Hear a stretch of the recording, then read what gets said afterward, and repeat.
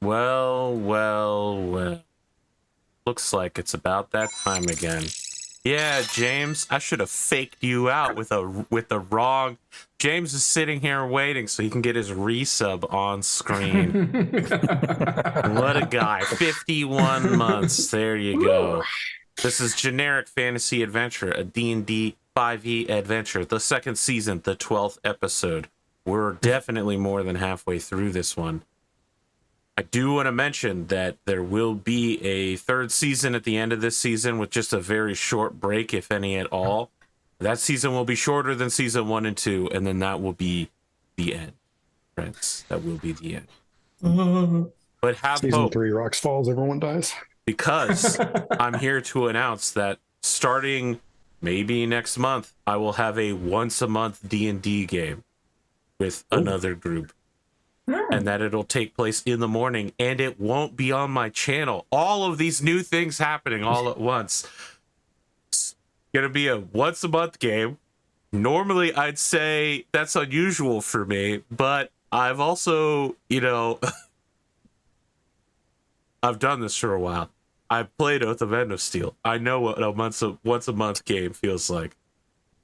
So, AP, given that I planned through to level 20, are you going to increase the speed of leveling in the remaining episodes?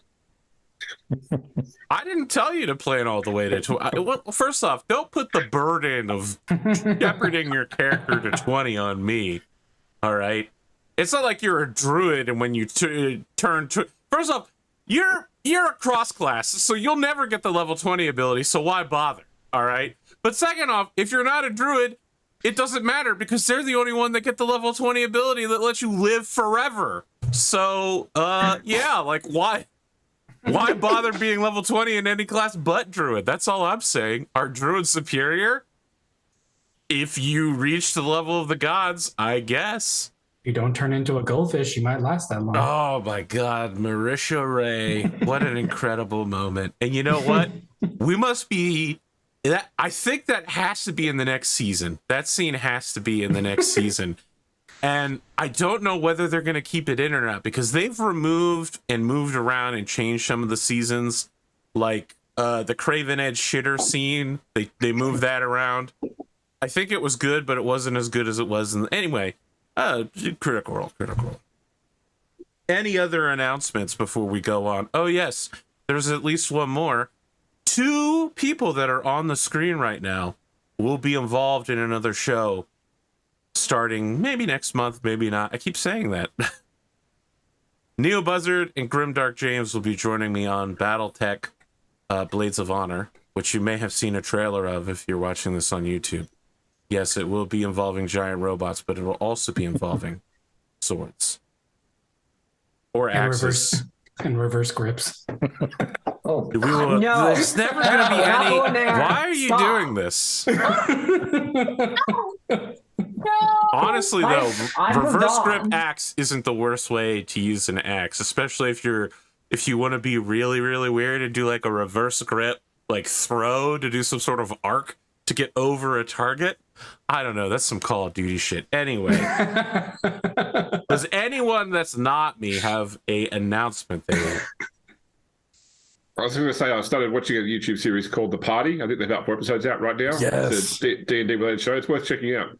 The Party? Yes, I've been following them. Their episodes are great.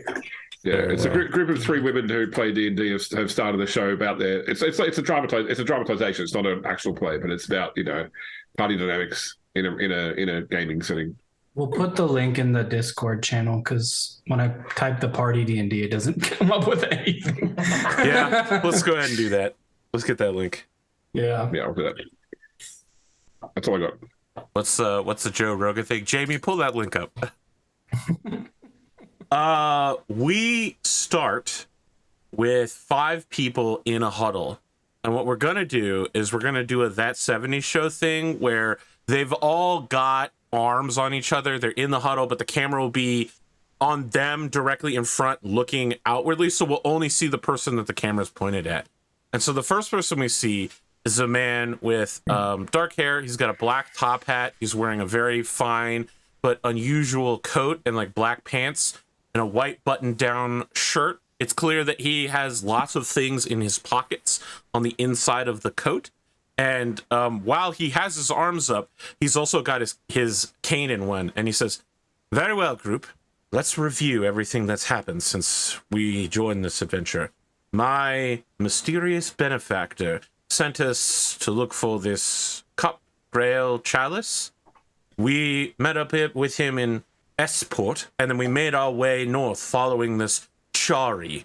After engaging the wolves of Mibu, we finally caught up with her weeks later. We were ambushed by some sort of amateurs who decided to knock out a conja. Sorry about that, Akonja. We didn't see them coming. But it seems as if we might be able to use them to help us clear Cream Holdout, find Chari, and then take the cup back." The camera like shifts, and it's a woman that's wearing a black cloak, like a almost like wintry themed dress. She's got unusually brilliant blue eyes as she looks at the camera and goes, "Okay, so yes, all that's true. I did have to use all of my magic today, healing a conja, but don't worry. With a short rest, my patron will restore my spell abilities. So all we need to do is take a short break. Maybe we can sort things out. It sounds like the other group needs to go back to their people. They're in some sort of exodus situation. I think we might be able to help them in the long run, but at the very least, I don't think an hour is going to let Chari get further ahead of us. I mean, we've got her where she's backed up." The camera shifts again. It is a very large human man. He's got a harpoon on his back. He is wearing suspenders, no shirt, like something like goulashes and like waiters. And he goes, "Wow, I gotta tell you guys, I took my shirt off. I thought it would be too cold, but I have to say, this ring of cold resistance that we picked up by defeating the wolves of Mivu really has helped out. I have to tell you, that Godric, I really just want to get in there and just duel him. It just, he's a legend in the Fighters Guild. The Mercenaries Guild, he's been a member for a while. He's like an outcast, an exile. Some people say that he's like a religious figure now. I just want it on the record that I got to win against him, I feel like he's going to get bigger, so I need to take him down while he's small." The camera shifts again, and it's a tiefling woman. A lot of her body and face is covered up by like very edgelord, ragged clothing, but she has a rifle over her back, and she goes, "I see that other tiefling again. I'm going to shoot her in the face. It's dishonorable measure of combat. You know what? I'm going to shoot Chari in the face. I'm going to shoot everybody in the face. Anybody that looks at me weirdly, face shooting today, okay? We're so close here to the end of this quest. I just want to go home. It's cold up here." The camera shifts again, and Godric is the 5th member of this huddle. That's right. And we hear Dr. Lansky go, "Godric, what do you think about all this?"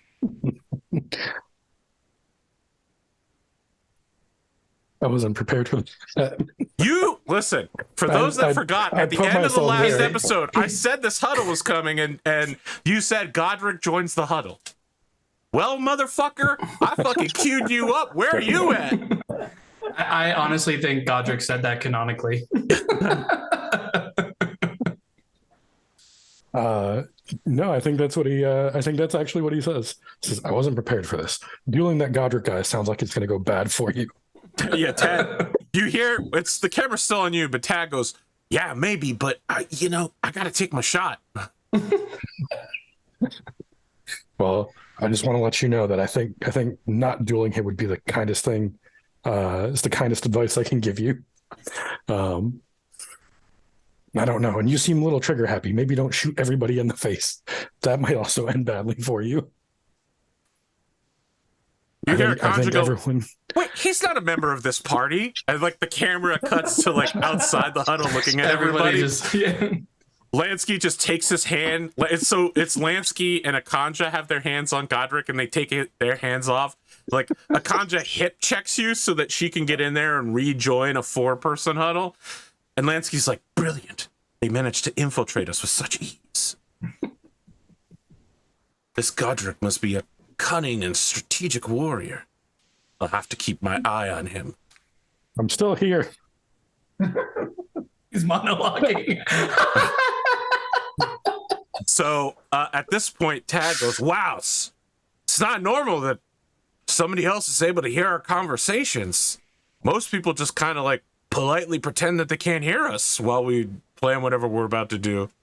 You're not being quiet. Let's cut back to the other party, Godricless. What are the three of you doing? Oh, and Sparky. The three of you and Sparky. Yeah.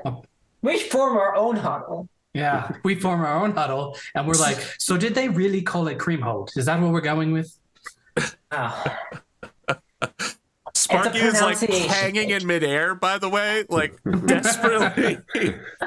We're just like holding him up by the wings. Yeah, I feel like somehow what it is that it is Sparky and James Kithrix are across from each other, and so like their hands are on the other two's shoulders, and it relies on a elf and a tiefling to hold the rest of the party up. But Sparky's legs are like dangling, you know, like a dog's, just like kicking constantly. So however, they continue to throw shade on us. I'm just gonna unleash with lightning bolts against all of them. Is You're this like, what we sound like when we're talking? Yes! So they can hear us too. I know they can. I want them to. Oh, God. Look, I lower my voice and lean in. They seem like a bunch of happy misfits. What better way to solve our problems than teaming up with a bunch of happy misfits? Fine, but I won't like it. We don't have to like it. But rather than fight them and use all of our abilities to steamroller over them, is that a thing? That's not a thing. But to, trample over them like a cavalry charge, we should maybe have peace. I mean, if some of them are part of the Mercenaries Guild, and some of mine, Tanir, and you are, and Godric. I think the problem is that we were working with Chari. Yes. They're working against Chari. So it's hard for us to work with both groups without them coming to blows. I fully appreciate that they might be correct, that we need to work out exactly what... we don't know what they want the artifact for either. Yeah. But if we all work together to get the artifact, we can then work out how we're going to deal with it. But I don't know how we resolve this between them and Chari.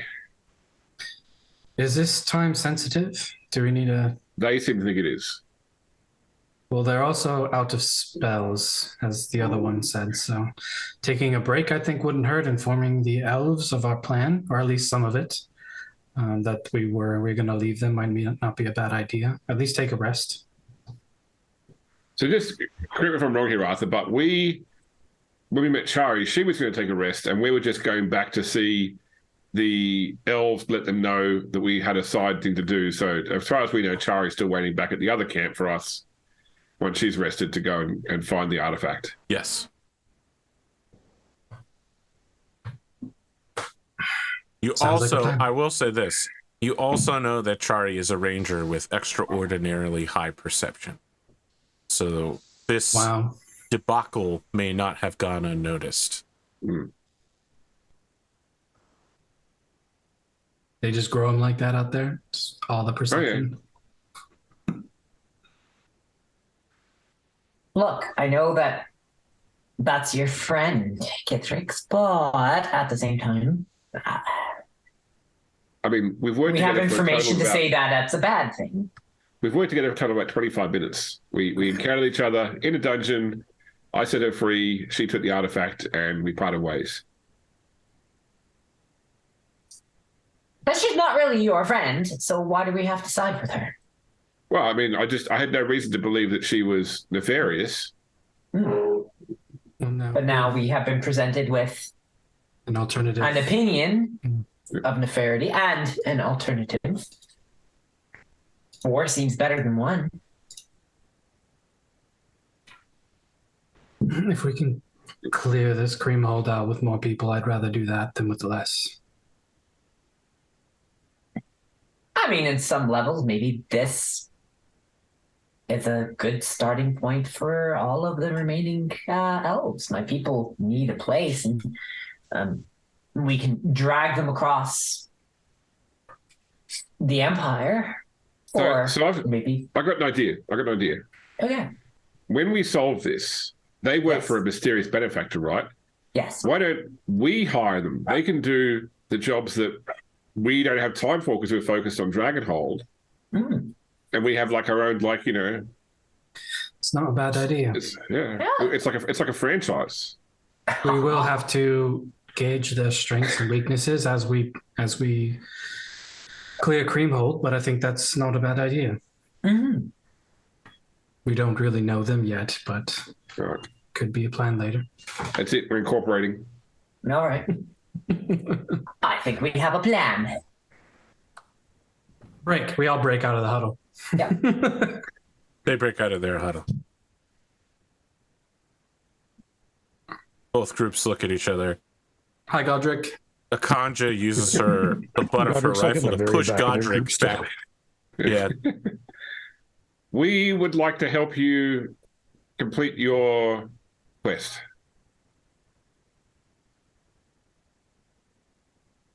What he We said. would.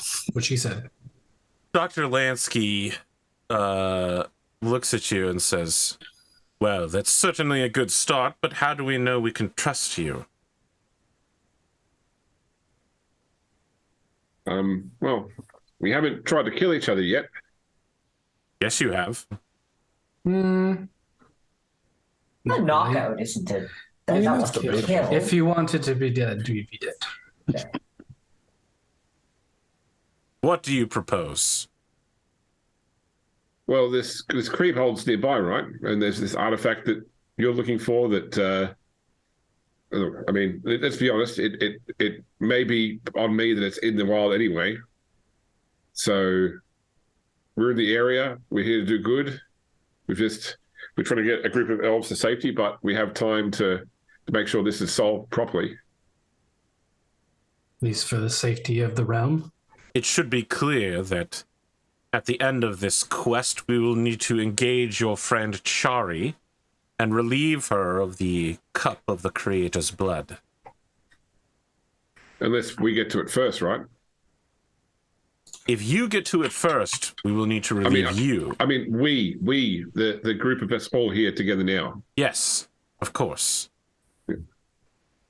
So I don't think that we have any desire to own or operate this cup. We just want to make sure that if it's a dangerous artifact, that it is seen safely to either its final destruction or to somewhere that it's not going to cause any harm. So Lansky plants his cane into the snow and then does a profile turn and says, the cup may be all that stands between the destruction of the gods and all creation. I'd say that there's something quite special about it.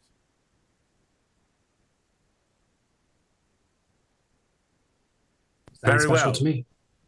We agreed to ally with you, although we require a repast in order to recharge our spell energy. I will begin devising a plan using your known abilities.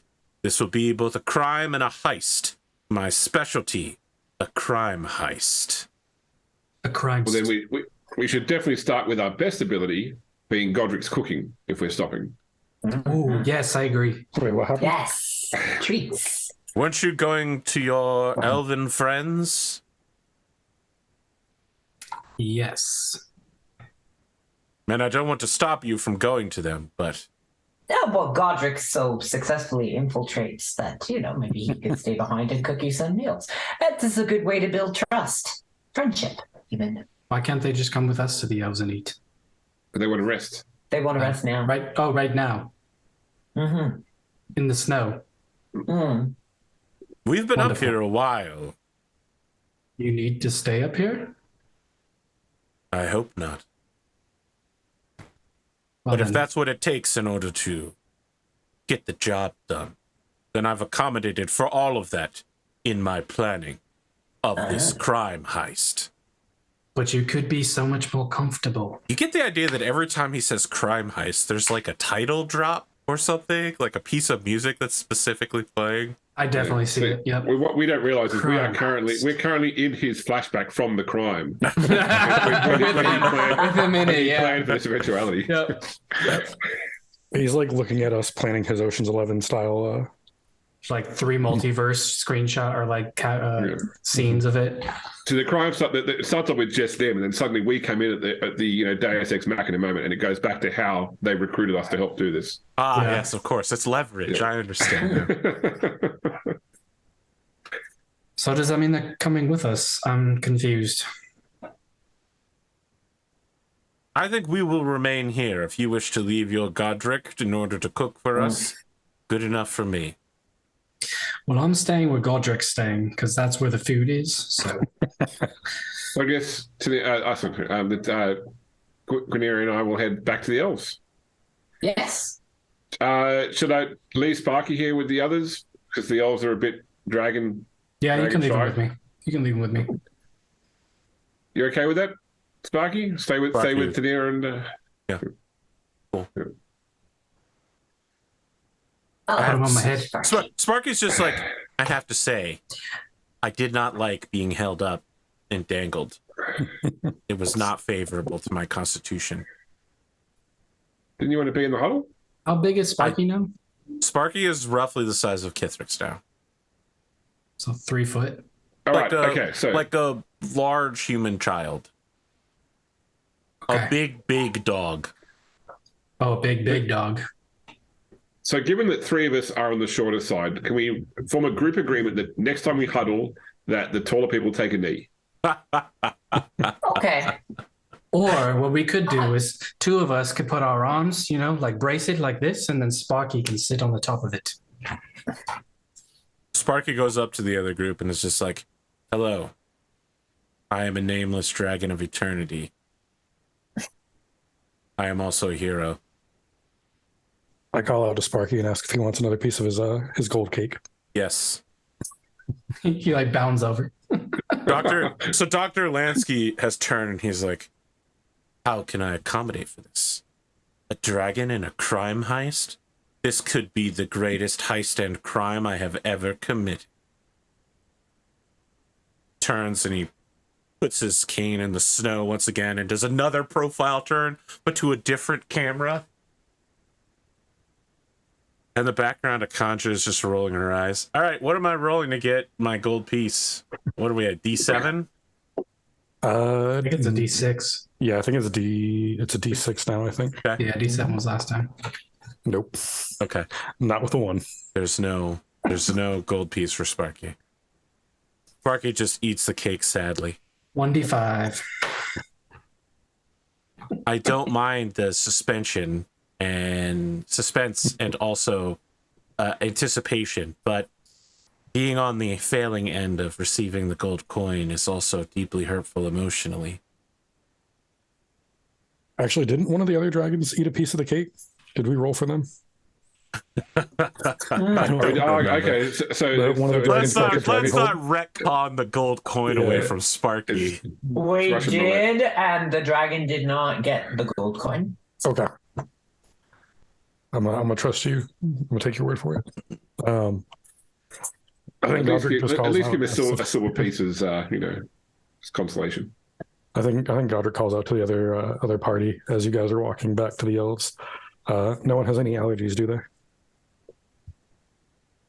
So Dr. Lansky goes, no allergies that I've ever had to accommodate for. Why? What are you putting into your food that you might suspect it?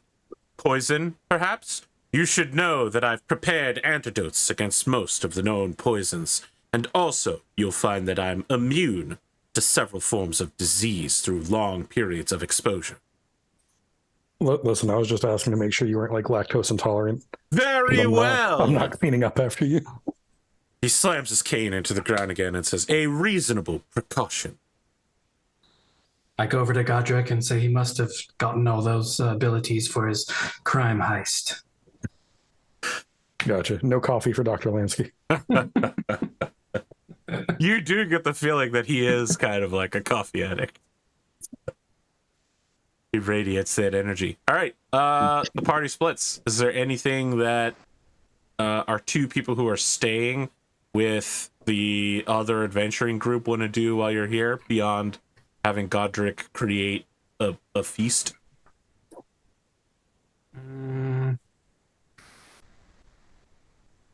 No. Probably just practice my with my Kensei weapon. Okay. Tad spends a bit of time practicing his yodeling. Oh God.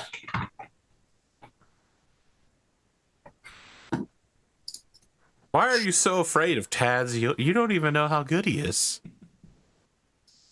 It's yodeling. Wow. I apologize to most of Eastern and Northern Europe. It's like playing the violin. There's there's no sort of midway between bad and good. You're either good at it or you're bad at it. Right up until you're a concerto.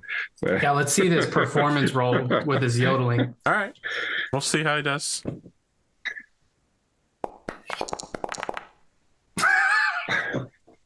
So looks like he's terrible. I heard there's no middle ground, so yeah, he must be terrible. Yep.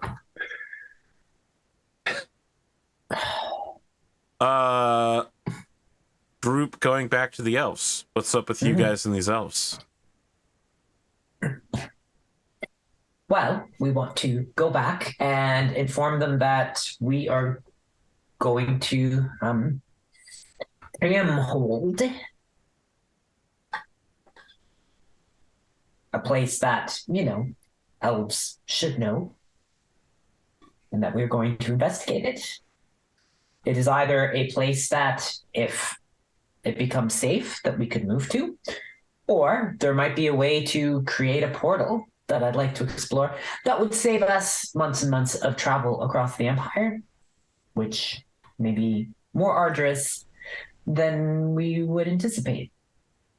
We're side questing, going for 100% completion. Yes. Don't tell them that.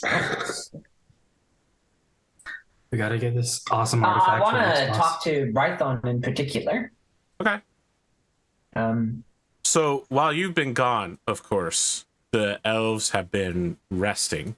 And as part of his resting, Rython has managed to dramatically drape himself over a fallen log and is composing poetry to match his rather dour philosophy.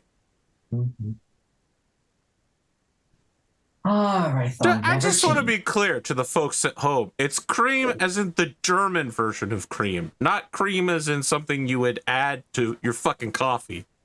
It's not cream hold like, oh, they store barrels of milk there. It's cream hold. Please go on, Gwynir.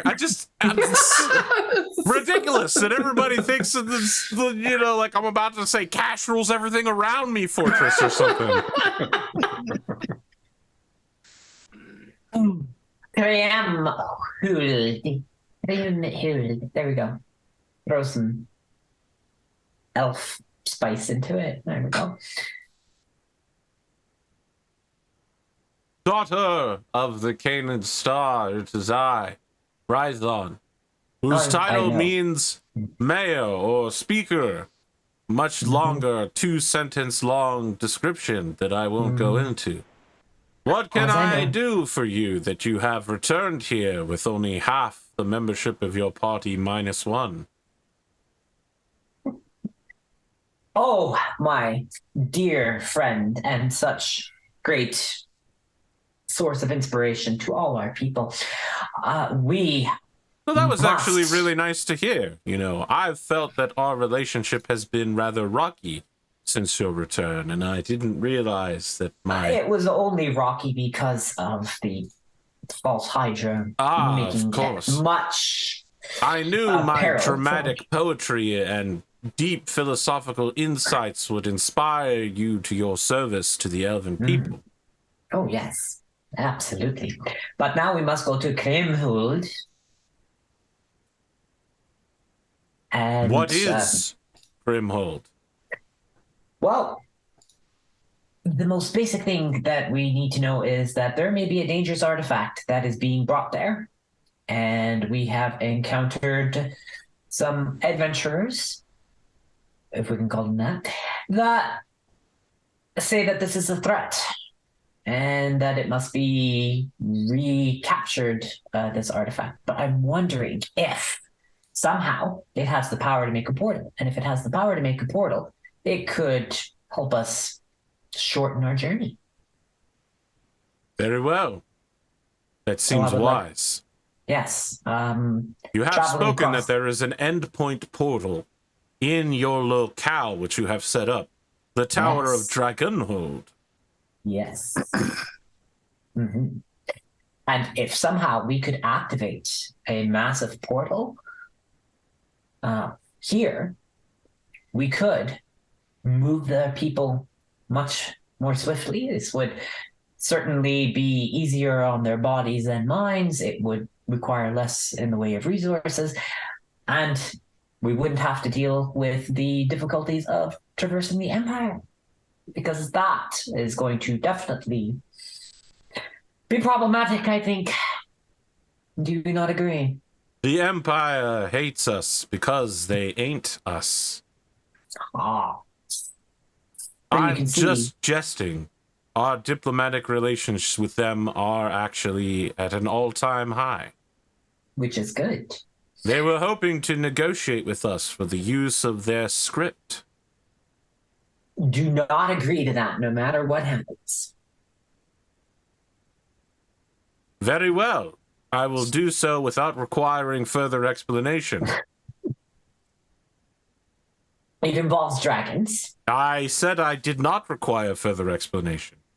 It's not really explaining, but just you must know that it involves dragons. It is key information without explanation. I don't understand. But as you are the spiritual leader of our hidden valley, I require no further explanation. I thank you. So the people should hold here for now. We will make the journey. We will see what's in this hold. We will see if there is a means. All elves have trained throughout their natural lives in the use of the bow and sword. If we could help you surround this cream hold and at the very least set up some sort of rudimentary fortification for you to retreat to, perhaps lay siege to it.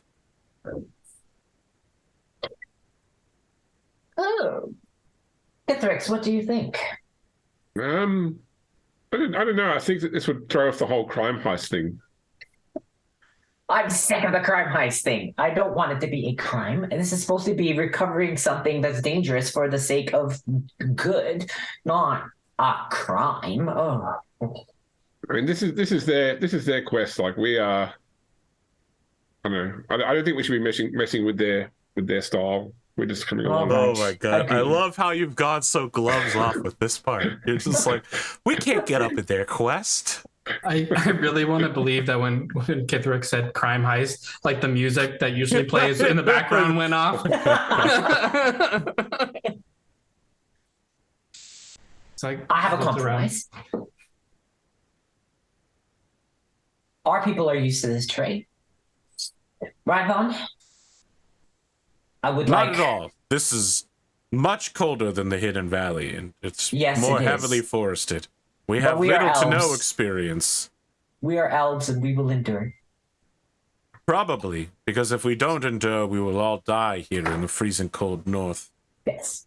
Our clothing, our equipment, we have no preparations or prepared foods. It's a rough time up here. What if we... Kithrick, what if we move them towards the direction, but not directly there, but to be camped nearby? And this way we can then, once this is done and the crime heist goes off, we could then take shelter there if need be from the cold. Sounds good. Okay. So do we have a knowledge of the general direction that we need to travel in order to get there? I think so. Okay. And I believe you also have a sending stone, so you can send Tanira and meet her there. No, we will return to the group and we'll all go Okay. as part of the crime heist crew. Dr. Lansky has not anticipated hundreds of elves joining. But No, we'll see but we're how not this goes. telling him this. They are just going to advance in that direction. We need to be careful that Tiefling doesn't shoot them in the face, though, for not knowing who they are. Yes. So move to that direction, but do not engage in the hold. Stay just on the edge of your vision of it. Form a flanking section, but not a full perimeter.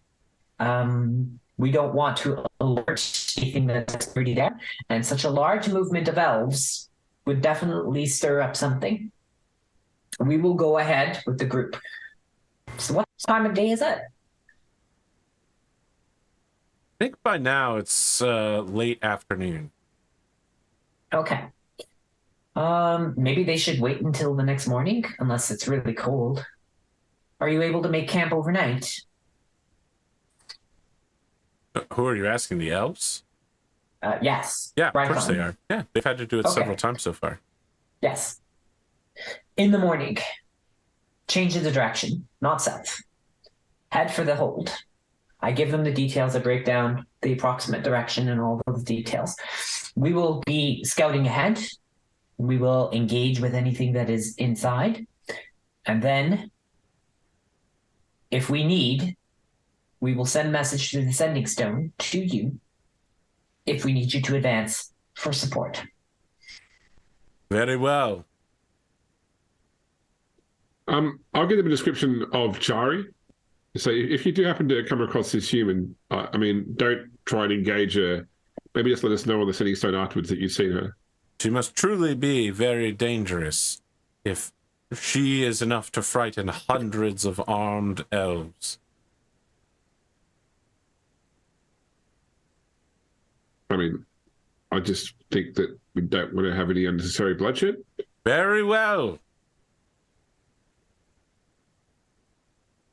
Just to be clear, though, Rython has still done this whole conversation while draped over a fallen log. He hasn't sat up or stood up in any way. Are you okay?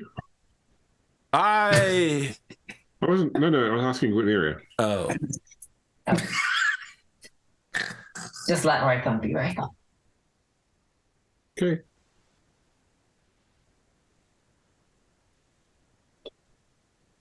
Can I get you a pillow? There are certain things in this world that you can change, that you can understand, that you can puzzle through. Rython is not one of these things. I find that deeply offensive. When you reach my level of understanding and experience, you will come to find the world around you is increasingly gray and bitter.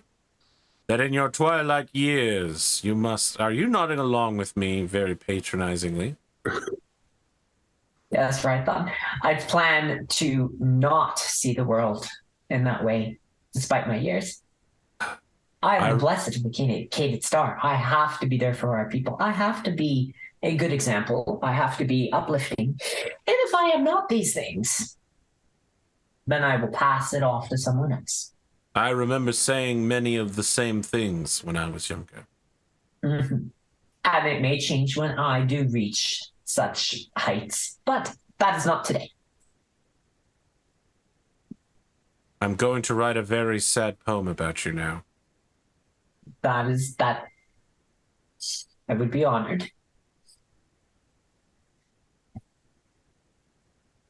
All right, Kitrix, we should return. Mm-hmm. Before Tanira knocks anyone else out. So, you leave, but the camera stays on Rython, and he goes, the name of the poem shall be Hubris of You. Line 1. We cut back to the Creamhold group all together now, as the other two have rejoined you.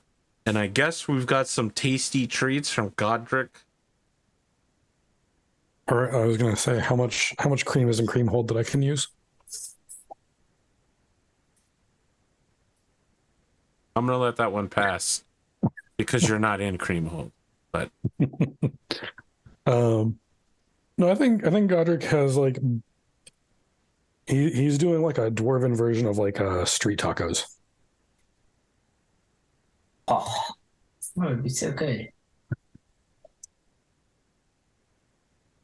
It'd be like some kind of shredded poultry and like some kind of like easy quick tortilla. okay. And like chopped tomatoes and peppers. And that's why I stayed.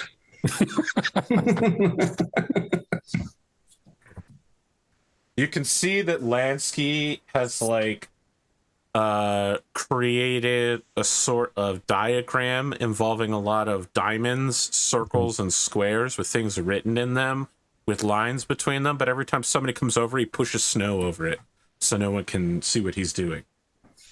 He appears to be planning for every situation that could possibly happen in Creamville. Clearly, he hasn't met us. Yes, you're right. He hasn't met you. Someone needs to inform this guy. We don't necessarily do plans. I've already anticipated that. Have you, though? Yes. Have you, though? I've anticipated everything. Have you, though? Listen, if I've What learned is my anything from go-to Tira, maneuver in a desperate situation? Sure. if I've learned anything. Is that what you say as you walk over and he goes, Yeah. I suspect that your go-to maneuver may involve whipping out some sort of small magical bag and throwing animals at people. Incorrect, Doctor. Incorrect. Well, that's me. I walk over to him and just be like, did you plan for this? And then wiggle my taco in his face. I mean, let's make a roll to see if he can snatch it out of your hand and eat it. I'm down. What am I rolling? I think athletics. Athletics or acrobatics? No, I think athletics. You gotta beat a 9. Oh my God, are you kidding me? You're like, did you plan for this? By the time you've extended your arm, it's already in his mouth, and he goes, what do you think? Did I plan for this? I sock him in the stomach so he spits the taco out. Another successful crime and heist. I think after seeing that, every taco I make for Dr. Lansky after that, I just make extra spicy. like intolerably, painfully spicy. Oh. I mean, how many Incredible. scalable I were mean, you? you realize that Tanira offered that taco to him, and he ate it. I didn't And then offer to him. I just he didn't was do it. physically He abused, expected it. forced to vomit, and then you torment him with ghost pepper. You guys are dicks. I mean, she didn't offer the taco. She made a bet. She said, "Can you plan for this?" And he went, "Yeah, I did." I said, plan did for you it." He expect did it and then this? yelled crime heist, which implies a crime. That was I was committed. taking the taco. Crime was committed and she got justice. Wonderful. Oh, I miss this game. Nobody can never go against someone from Esport when tacos are on the line. So I'll say.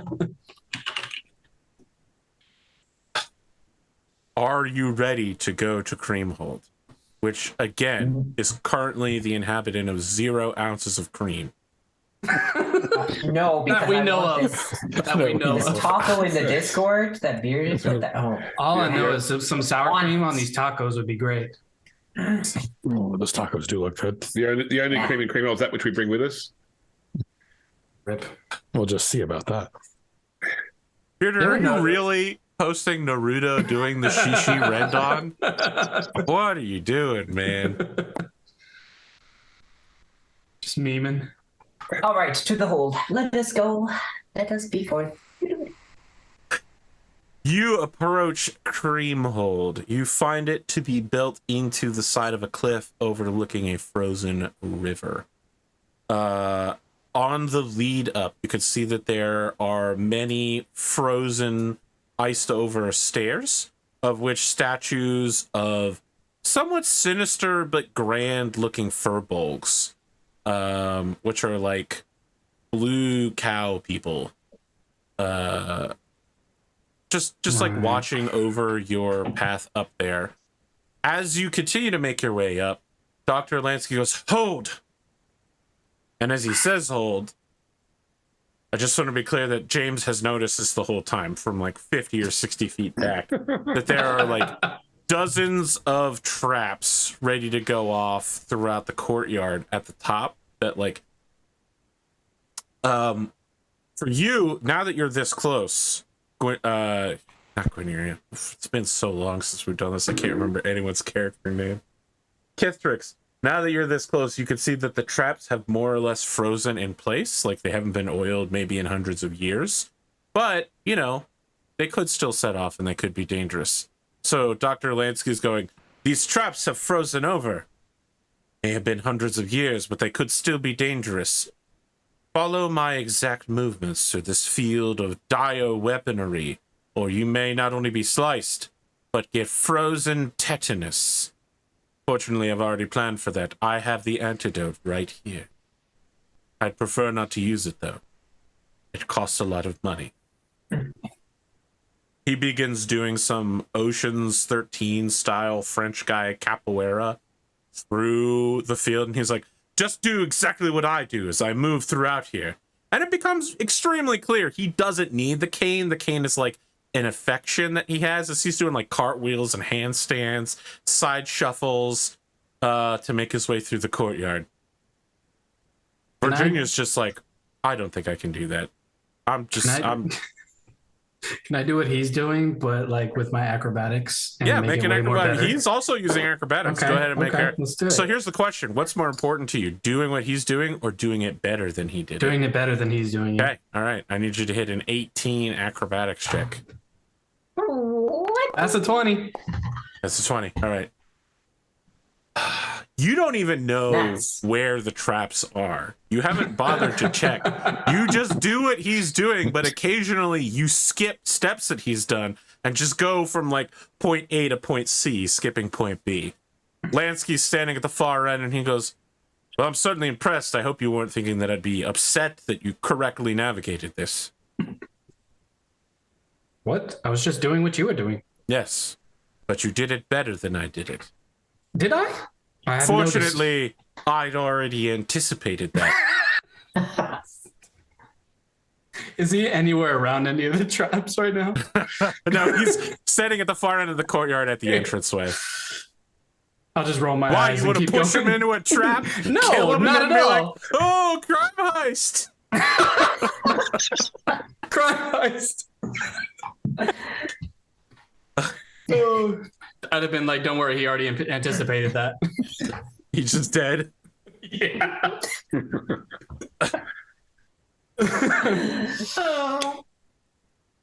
I'll wait for the others. Yeah, Virginia just like moves very carefully, just like taking slow shuffle steps.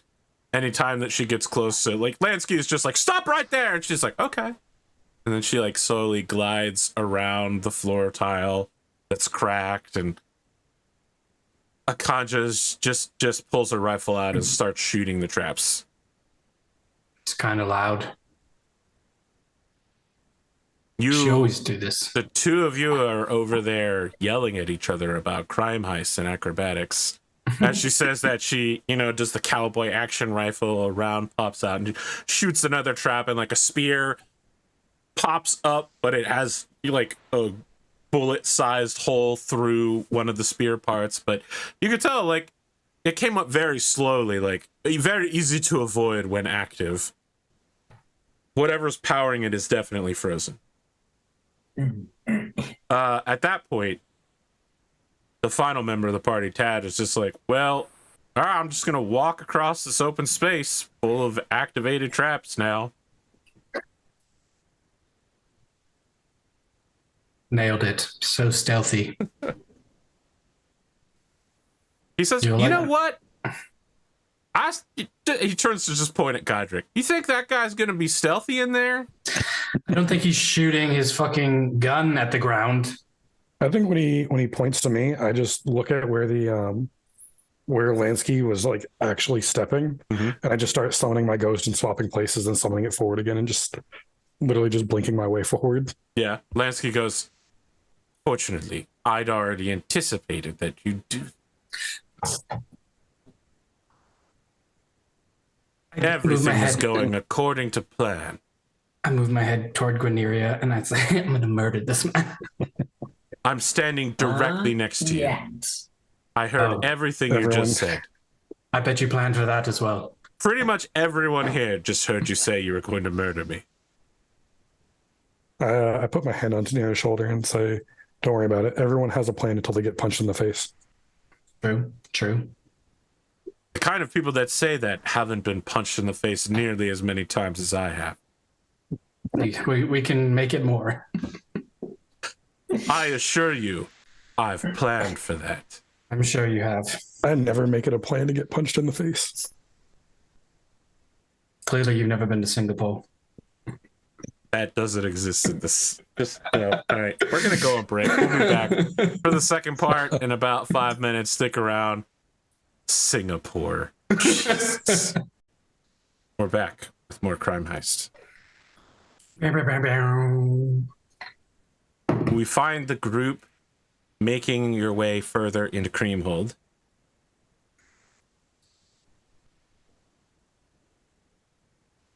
I didn't just need to burp, I also was giving people a moment to make any cream-based jokes that you needed. So as you make your way forward, you find yourself coming to a T intersection, and Dr. Lansky goes, very well. As per my usual strategy, we'll take the left-hand turn to begin with. But then he turns to look to see if any of you argue with him. I'm doing exactly what he says. He's got a plan, so Kithtrix is letting him. Is there any like marks on the floor that would discern like if enemies went one way or the other? Everything in here is frozen. Awesome. I would like you to make a perception or survival check. First survival. Nope. You're rolling so good today. Make a Constitution saving throw. Fuck.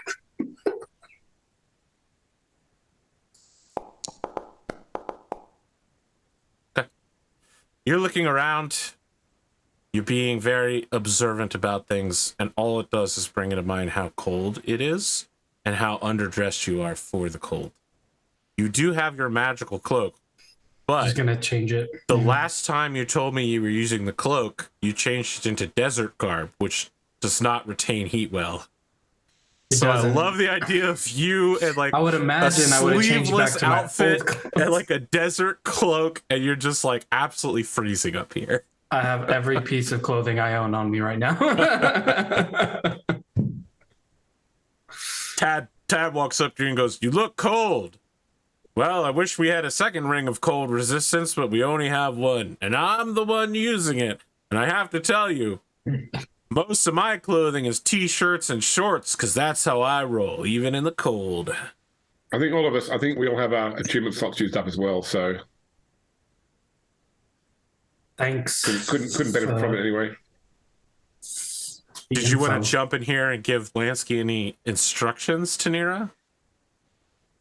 About Well, I mean, you don't know whether left or right is a good choice, but you could just lie and say you know better. Or I could say that he planned for me to want to go right, so we should go right because that's what he planned for me to say that I would do. So you're saying you want to go right. Indeed. I'm saying that you plan to go right. I plan to go left. I always go left. I He think that turns you, to the rest of his group and they all they nod. They're like, yep, left-hand rule every time. I think you planned that I would go right, which you planned for to go right. My good tiefling, I can plan for many things. But that specific chain of events, could I have planned for that? Yes, Yes, just goes ahead and goes down the left hand.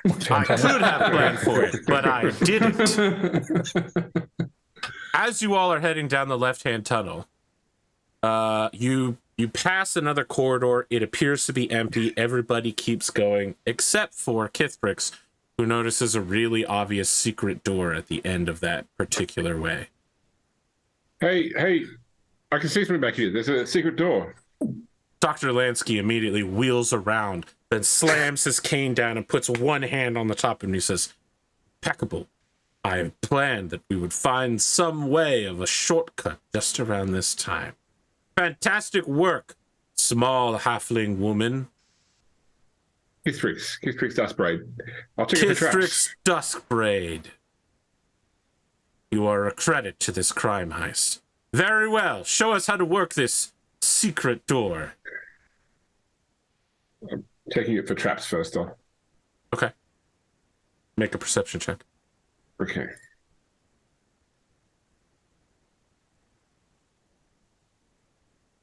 Oh, We're just not rolling it today.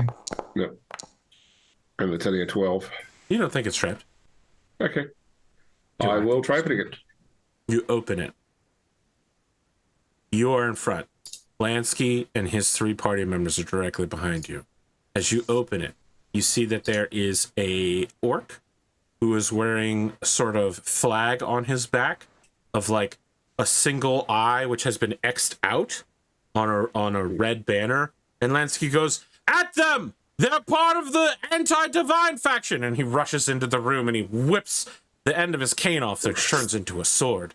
And Akanja is like firing, but she uses your shoulder, James, as like a rifle holder and fires the gun directly next to your ear.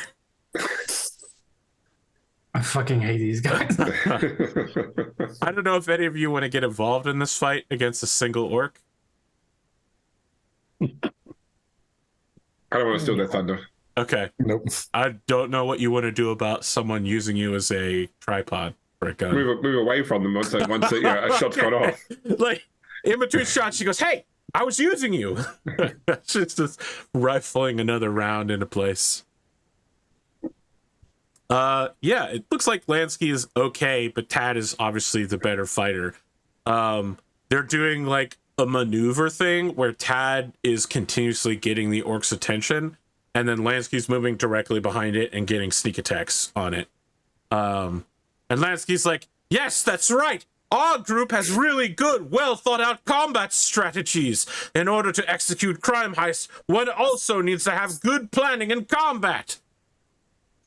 And Tad's just like, "I don't think you need to narrate our plans in front of the enemy."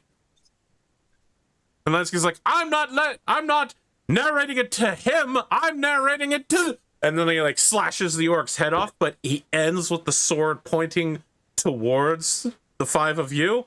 "I'm narrating it to them because I planned for this." And he's balancing the orc's head on the end of his saber. But then it's clear that it weighs way too much and his hand dips down and the head rolls off.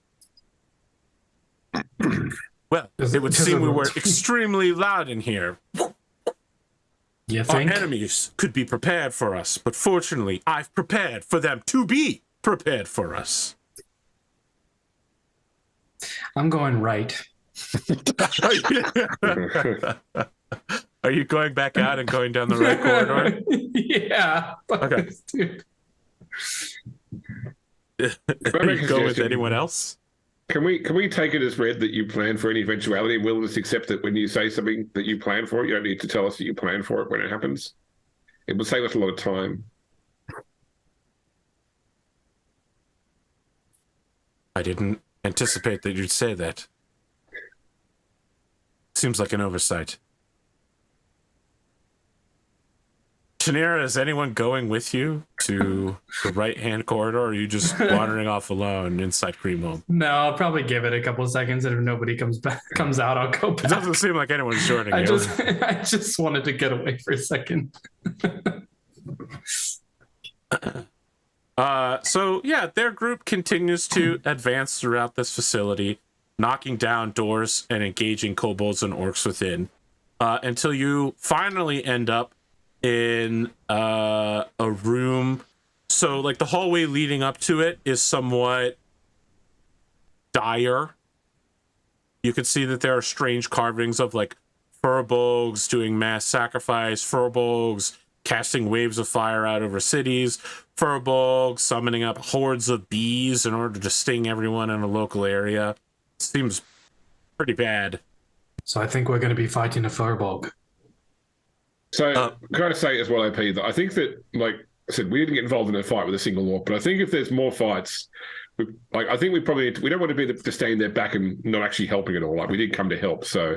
They finish up most fights in 2 to 3 rounds. Okay, I mean, but we should still, have like throw in like a token effort, like maybe take one attack around, don't take the extra attack action, cantrips only. They want to do it. I'm all for it. Kanja is muttering something infernal about how you guys are stealing their XP, but nobody else intervenes. This hallway leads to a it's all right. It's all right. It's milestone. We're all good.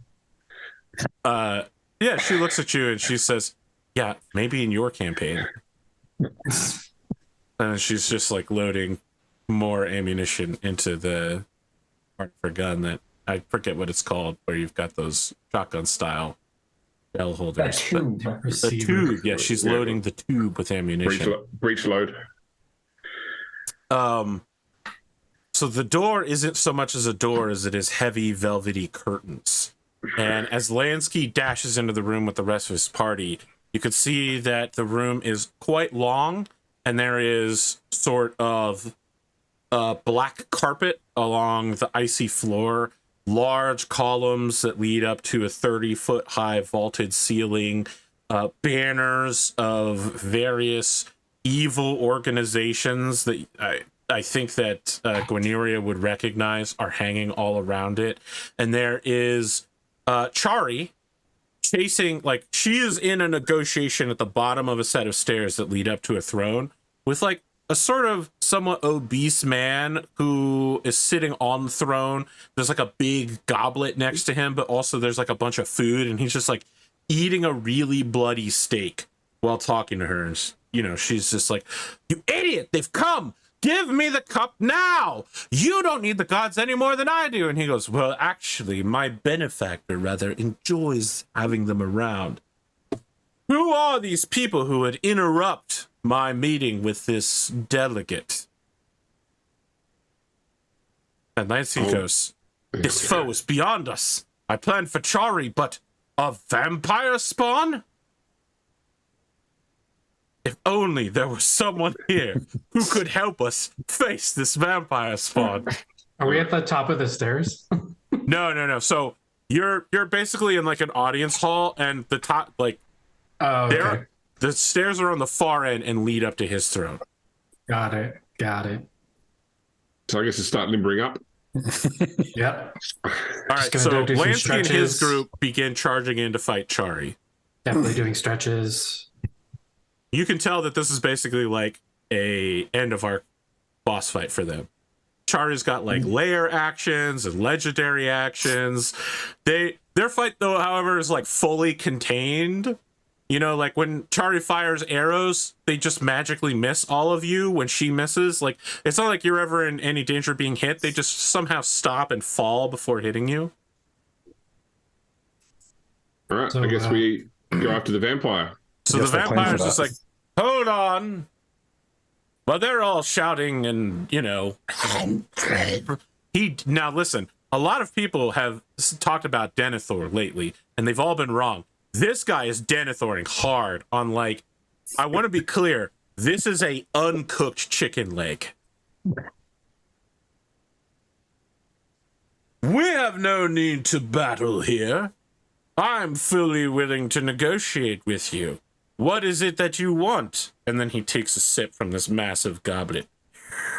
Is it the same artifact that was recovered from? You recognize it as, well, you don't know that it has a name in particular, but... We've come to make sure that is in good hands or destroyed. Clearly an evil artifact. I wouldn't say it's an evil artifact. It held the first drops of the creator god's blood after he created the 10 or 11 dragons, depending on which version of the myth you ascribe to. Then you definitely shouldn't be drinking from it. Probably not. Is there any way I can sneak out of where I am to like try to go around and grab the goblet? I mean, he fully has the goblet in his hand. It doesn't seem like sneaking and grabbing it is really... Can I And just to sneak be clear, behind that him? like any approach you had, there's no cover there's to like nothing. approach Yeah. him. Yeah, it's That's a what I threat. figured. Never mind. Yeah. My particular faction has no need of destroying this object, but nor do we wish for it to fall into hands of the god killers. What business is it of you what happens to the chalice of the creator's divine blood? I want to like that- yell over to the other guys that are in mid-fight and be like, "Hey, Dr. Lansky, do you need the thing intact, or do you need to bring it back?" My benefactor would prefer it. Ha! Ha! I think you'll find, Chari, that it's time for you to get the point. It seems like he's a little busy to talk with you. Is the artifact the thing that we needed to open the portal, or is that something else? You have no idea. This portal thing, you don't see any portals here. Oh, sadness. And Chari told you there was a portal here. It's proves she's evil. Hey, Chari, do you know where the portal is? She says, yes, it's behind the throne. It's behind the throne, behind the curtains. Behind the curtains. Are you going to help me or not? I'm kind of busy fighting the 4 of these morons. I thought we were friends. Honestly, I hate all of you. So you're not. This is the vampire spawn. Yes, You're not leaving this place with that chalice. You have the choice to leave this place alive, though. So, I think that would be rather difficult for me to leave this place alive. oh well, in whatever state you're in right now. Sure, I understand Let's not- what you let's not- made it let's- as. I just wanted to have like a good Yeah. bon mot with you, a rapport. Let's not stick on semantics. It's like dealing with children. I'm gonna put on the ram rings. The ones that you hate. Yeah. He says, maybe look, they'll work today. I don't have any reason to turn this object over to you. What are you even going to do with it? You don't even know how it works. Doesn't mean it shouldn't be protected. I From the agree likes of with you. I'm trying to keep it away from the people who are trying to use it to destroy everything. And yet you're using it as a goblet to drink from. It's a cup. Shouldn't you drink from a cup? Not that one. Okay, I can. Hold on. I think I have another cup on the table somewhere.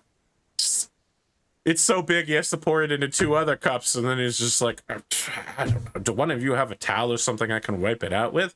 What do you care? You don't know what it does. You don't know how to use it. My people will protect it. We have no reason to use it. I just thought, Yet. you know, why shouldn't I drink out of it? It's a cup. Do I look like I'm made of cups? I've been protecting this thing for like 40 days. Jeez Louise, the thing you people with heartbeats get up to. Well, then, Kithix, let's keep it simple.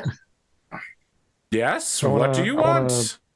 I want to tell or pull us aside into like a group huddle, like we were in Again, earlier. boss fight for their lives. You guys are like, I want to imagine that you guys are behind a column somewhere, and he's just like, I can see you huddling over there. You know that, right? Do you mind if I finish eating? I'm just kind of peckish. You eat what you need to All right, eat. he just keeps sipping from a different cup that he's poured his blood into, and then eating his raw chicken. Like, okay, listen. now It seems like he just wants to chill here with the cup. Do we really need to take the cup from him? I don't think he's the sort of person we want something like this with. He's a vampire spawn. What if we just wipe everybody out? that's what I'm saying, Gwyneria. Take the I'm cup, with Gwyneria. find the portal, and then you know what we can do with the cup. We can But figure out. frankly, Hold on, you're looking for the portal? Wait, he can hear us? Oh, Everyone can hear you. It's We're an not talking echoing that chamber. loud. Their portal is here. It's behind this throne. no. Frankly, Tira, I expected you to lose patience a long time ago. I'm surprised that we're still talking. Really, yeah. That's why I haven't engaged yet, because as soon as I engage, I'm not engaging. There are many times to exercise restraint. I don't think now is one of them. Sorry, hold on. Exercise restraint for a moment. You want to know about the portal? Can I jump at him? Use my boots to jump all the way there to him? I think you can, but he's not going to be surprised by this at all. Like, did he plan for it? No, but there's a full combat happening in this room. No one is surprised. And then like halfway up, I want to use like one of the full charges of the ram ring. Okay. Listen, I'm going to be honest with you. You can absolutely destroy a vampire spawn who's sitting in a chair. We're not going to make rolls for this. Okay. Right? Like, your whole group can definitely jump this guy, for sure. He does, however, turn to a black cloud of mist when the 5 of you are done beating the shit out of him. Damn it. Did we kill him? No. Was the mist just chilling there? No, it Well, begins just floating chilling. out of the room. Yeah. Okay. Is there any way I could set it on? Yeah, I was gonna say, Hit can him we with a follow? flaming sword. Okay, I mean, you chase after it with a flaming sword. You absolutely ruin the blade by pouring alcohol on it and setting it on fire. It's a flame tongue sword. Oh, I don't your ruin flame anything. tongue sword. All right, that's a different matter. No, it doesn't do Yes. anything. You're just slicing through Okay. mist. Nah. You actually just generate more real natural mist from having a warm sword in a sub-zero environment. Well, I need it to keep warm in the sub-zero environment. It's a fancy torch. I would like to Yes. imagine we just like casually follow this mist to wherever it's going. Kithpix, are we going to help you a friend? All right, or I'm going to be how does honest that with you. work? You will follow this mist for thousands of miles then. It's going back to where his coffin is. No, we need the portal. This hold is ours now. You chase We it have for our a own. while, trying to hit it with a flaming sword, and at that point, you hear Lansky going, well, well, well, Chari. Looks like it's the end for you. And what you hear is the sound of a rifle being loaded. Any last words, Chari? You've certainly given us quite a fright. Can I knock him out? If Lock we Lansky out? The rifle lady? A Kanja? Yeah. Again? Again? I want to be 100% clear with you. There's no way you can ambush her twice. She is 100% ready for you to try this. Damn it. Hold on. Plan I was gonna say, is- if we want to start our villain arc, we just need to throw some heals on Chari. Shouldn't we be taking her back somewhere? Like, isn't there someone that we can hand her to? It's Just hundreds of miles across the wilderness. She's a villain. She's trying to kill the gods. Chari, are you trying to kill the gods? Absolutely. I'm gonna walk over to the table and pick up the cup finally. You I'll be go like, I to the have table. cup. It's my cup. It's my turn to talk. I have the great talking news cup. for you. You don't have the cup because the cup isn't on the table. What? The And vampire Virginia took is it. nowhere to be seen. Virginia. Who's Virginia? She's the healing witch. Oh. Lansky, did you Wait, the plan healer this? ran off in the middle of the boss fight? Yeah. Lansky goes, absolutely, I planned for your group to betray us. Of course I did. I want to run to catch up Betray to her. what? We just beat up a vampire spawn. Can I But run you and catch tried up to to take her? the cup while we were busy, didn't you? Didn't you, Godric? Can I catch up to her? I think you're mistaking picking up the cup with leaving with the cup. Let's have a perception roll to see if you can find her. All right. Are we all making a perception roll? Nope, just the person chasing her. Oh, come on. You begin going through the rest of the Can I fortress. use my DM inspiration? Do you still have one? I believe I didn't use one last time. Very well.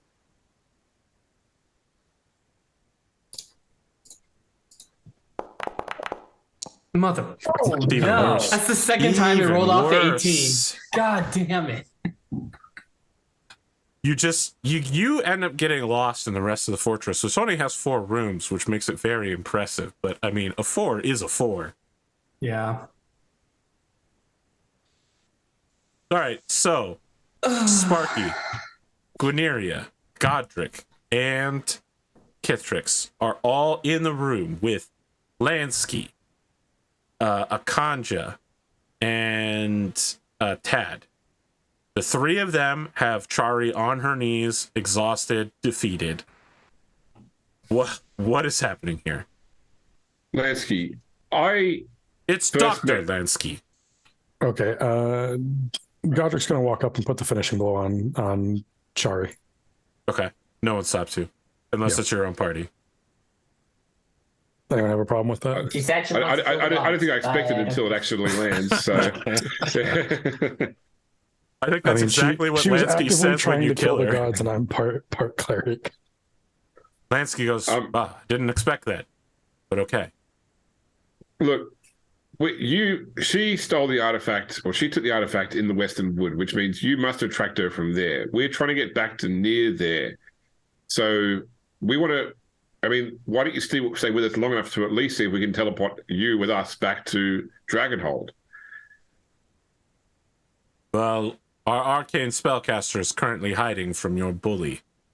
So unless one of you is particularly good with spells, I don't know how we're going to operate that portal. Well, we can recall Tanira. Can you? No spells. I mean, like, we just yell out here, Tanira, come back. Trying to talk this out. Can I hear Yes. them? Okay. Fine. I'll come back. Cornelia, I have questions, Doctor. do you want to take a look at... Oh, you're going to question Dr. Lansky. Okay. No, I really just have one question. Yes. Are you taking this to someone who is going to hide this chalice and not use it? Is that the plan? I'm afraid that our contract with my benefactor includes a non-disclosure agreement. I mean, you've used the term mysterious benefactor, which would imply you don't really know what they're going to do with it. No.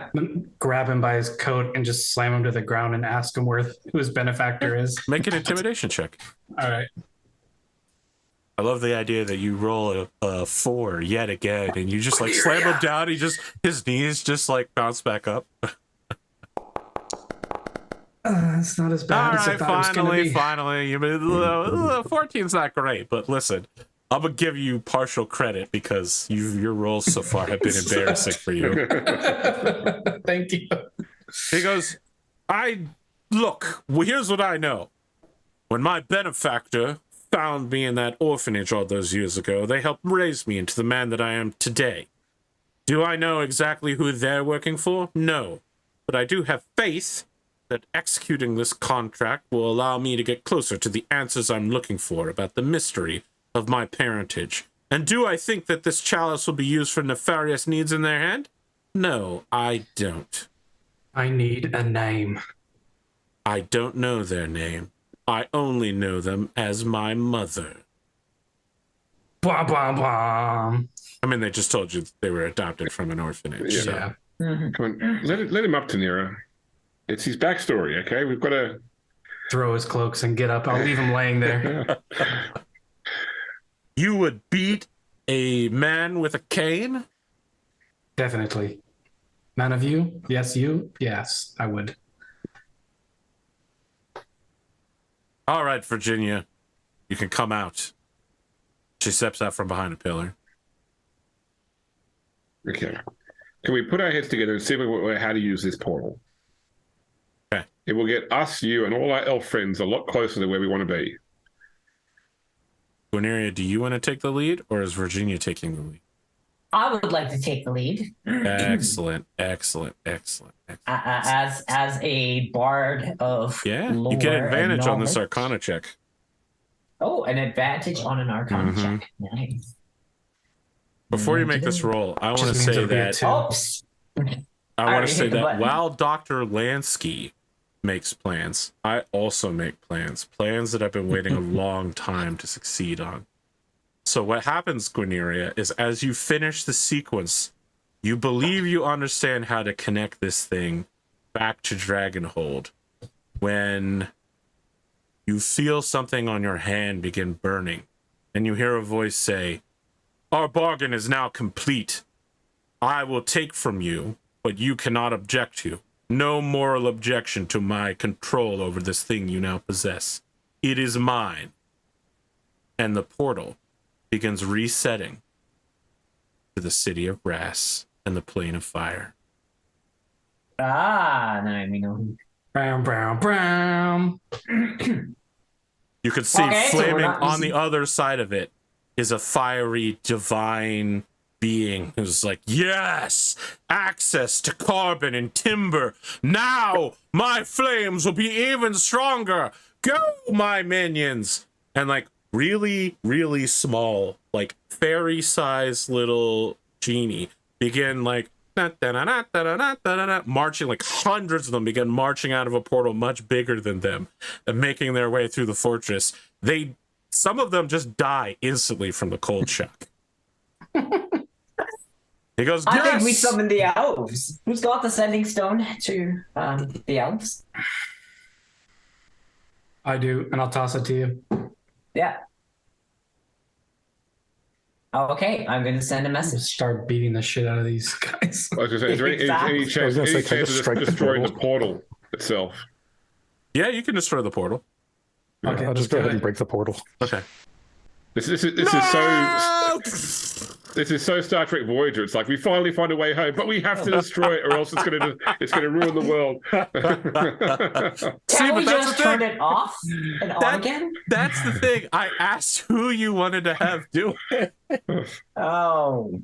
50-50 Well, that chance. bargain then is then done. So. It is done. Yep. Yeah. Yeah. Now you just got to worry about the bargain with the wolf creature. Now you Which just has gotta been worry sold about- to a mysterious individual. Yeah. To another way? mysterious benefactor. Now we just got to worry about 7 years bad luck for breaking a window. Or I'm Or not sure any a of these- window into another plane Mirror, counts. Are any of these little things escaping? I mean, their ability to adapt to the local environment is not good. You think that even if they do manage to escape, they'll be dead in minutes. Okay. especially They're will from a summon plane it. of like infinite heat, and this place is sub-zero. They're just not suited to the local environment. This is not a great play on his part. Yeah. I want to go up to one of the little creatures before they expire, and I want to cast what's the name of the damn spell? Searing Smite on my axe, and then hold my axe out to him to see if he wants to like chill on it. Yes, he does. Okay. You I got a don't know friend. how long you Cedric. can hold that. 2 minutes. You was can gonna say, see yeah. that it begins trying to pick your axe up while on the axe. It's attempting to return with any wood that it finds. Oh, so it's got like a very simple mindset. So does it? Yeah. Shake it off like no, bad. It hits the Do frozen your ground thing. and it into steam instantly. Well, I tried. You realize I hate everything that's happened since we've gotten in here, right? Yes. I'm pretty Well, sure looks you've like hated we're everything traveling that's through the happened Empire. since we met these guys. When you look look Pretty for the much. street tacos. When you look around, you notice that Lansky and his cohorts are all gone. Mother, I'm gonna chase after them again. Okay, it's really not that hard to keep up with them. They're Yeah. lower level than you. Where do you Lansky think turns you're and he going? goes, well, our partnership is over. I'm gonna point to the big guy and be like, "Hey, big guy, duel you for the cup." I mean, Lansky goes, no, don't accept that bargain. No, it's their cup. We came here on their quest. I mean, this is the thing is we can shake hands and part ways now, but we're both going to like across the entire continent. Like the most direct route to each of our destinations keeps us like side by side for a long period of time. It's going to be one of those super awkward walk. We both say goodbye and start walking the same way type You thing. make an excellent point. We are willing to travel with you. And You know after who you need to meet, Dr. Lansky? Who You do I should need to meet meet? Right. You should meet Rython. I think you'd like him. You'll have lots of great conversations. Yes. Why would I want to Oh, meet you know someone what? with a dragon name? we're just gonna slide over the fact that they just left us to die. Left you to die? You were fiddling with a portal. Our spellcaster helped you do the portal thing and then we left. Left you to die? You're just bad with portals or something? No. Explain how we left you to die. You didn't even say goodbye. How rude. Exactly. Good day. The real crime heist is the friends we made along the way. He says, don't try to take my thing from me. That's rude. Okay, that's very rude. We just agreed to travel together, and now you want us to say goodbye. You're stealing my catchphrase. This is ridiculous. You don't even know what this cup does. And you don't even know where it's going, so... I know it's going to my benefactor. Wow, you have a lot of Fortunately, we information, planned don't for you? this. I mean, listen, you can Barrel only of plan for so information. much. I'm kind of out of plans at this. This feels really mean-spirited, okay? Yeah, can we all stop antagonizing each other? Yeah, Like exactly. everybody in both groups. I agree. Like we've got the cup. Shari is dead. Portal we can't use. We're going back to the same place. We don't want the cup. We don't need the cup. You seem to believe it's going somewhere safe. I choose to believe you. Let's just move along and get along. I agree with this person. I agree it's going to royally History. fuck That's us in great. the I long told you run. before. I feel a little ashamed having to be admonished by the group mom. Would you like to meet some elves? Virginia says yes, and everyone else in their party says no. Virginia, let me introduce you to... Would you like to come back and have more street tacos? All right, everyone agrees to that. Although Dr. Lansky looks a little iffy because the last street taco he ate was made of ghost peppers.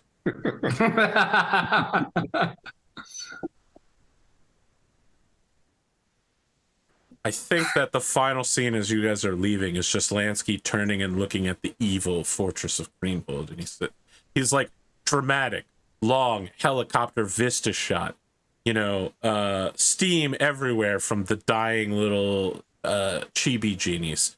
And Oh, actually, can I grab one of the chibi genies and put him in my pipe and pack him with some tobacco? yes, of course. It immediately lights the tobacco just by existing. It also tries to lift the pipe from inside the pipe because it's made of wood. I don't think that's how physics work, but he's welcome to try. Small, and it's incapable of lifting this weight of wood. But he is going to try. While you're doing that in the background, he's still doing his dramatic monologue, and he does a profile turn, taps his cane down, and he says, "Going to have a lot of problems the next time I go to the bathroom." And then he does a dramatic cloak swish as he turns and rejoins the crew.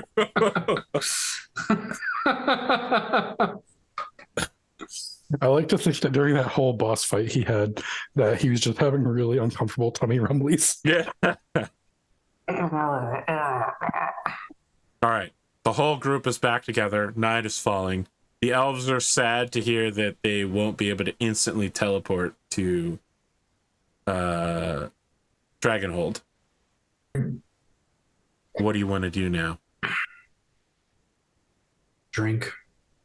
I guess we're back to plan A, which is we travel, we look for other opportunities. Okay. Stay as far away from the other group as possible.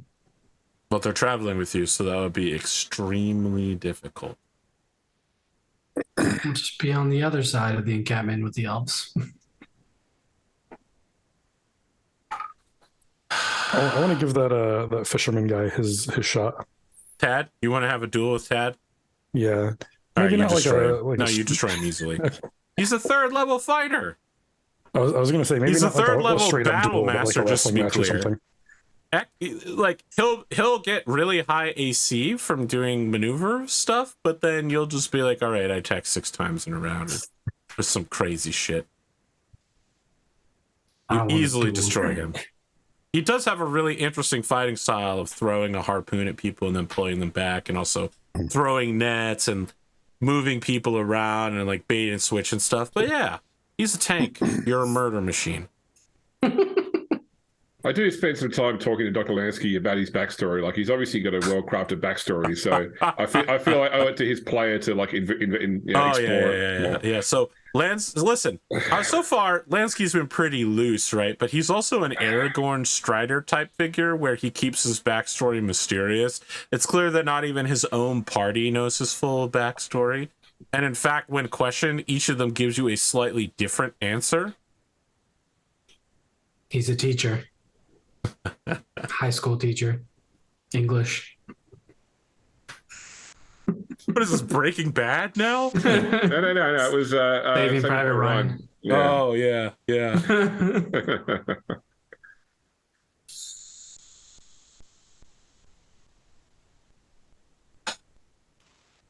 I need a survival check from whoever is leading this entire group to the outpost, to the trapping outpost. Give this a go. See if we can keep rolling bad. Yep. Bad. Dude, you know 18 again. James. I need you to roll like this during Blood Bowl, please. I've still got my inspiration from last time. I'll use that now. Oh, it's so much better. Yeah. Wait, that was Tanera. You can't just roll. You faked me out. All right, 11. At least over 10. So you don't get lost. You do get there. It does take 3 weeks to get there. Oh. When you arrive, you have got quite a stockpile of like small animal pelts and some meats that Godric has been gathering. But, like, it's all unprocessed, right? You got to get this to somebody to work. But can I use the pelts for clothing? Again, it's basically just the outside of an animal which has been shaved off. It's not processed in any way. Gotcha. You will basically have like freezingly cold, wet animal skin on you. Got it. Never mind. It will be disgusting and smelly. Yeah. You can do this if you want to. I really recommend you don't. So Lansky offers you some of his winter gear because he packed extra for his entire group. I'm fine. He goes, no, you seem cold. I insist. You probably need sleeves. You probably won't get this back. That's fine. I've already anticipated that might be the case. He hands you a coat that looks exactly like his coat. And a set of black gloves. Thank you. Keep it well starched. We'll see. I don't know why you're being so argumentative about this. It's a coat. Coat's never done anything to me. Did I do something to you? You tried to shove a taco in my face and I decided to eat it when you did so. Is that going to lead to You beat the crap out of our sniper. Because you were trying to sneak up on us. I don't remember it that way. I do. Well, thanks for the clothes. And I'll leave.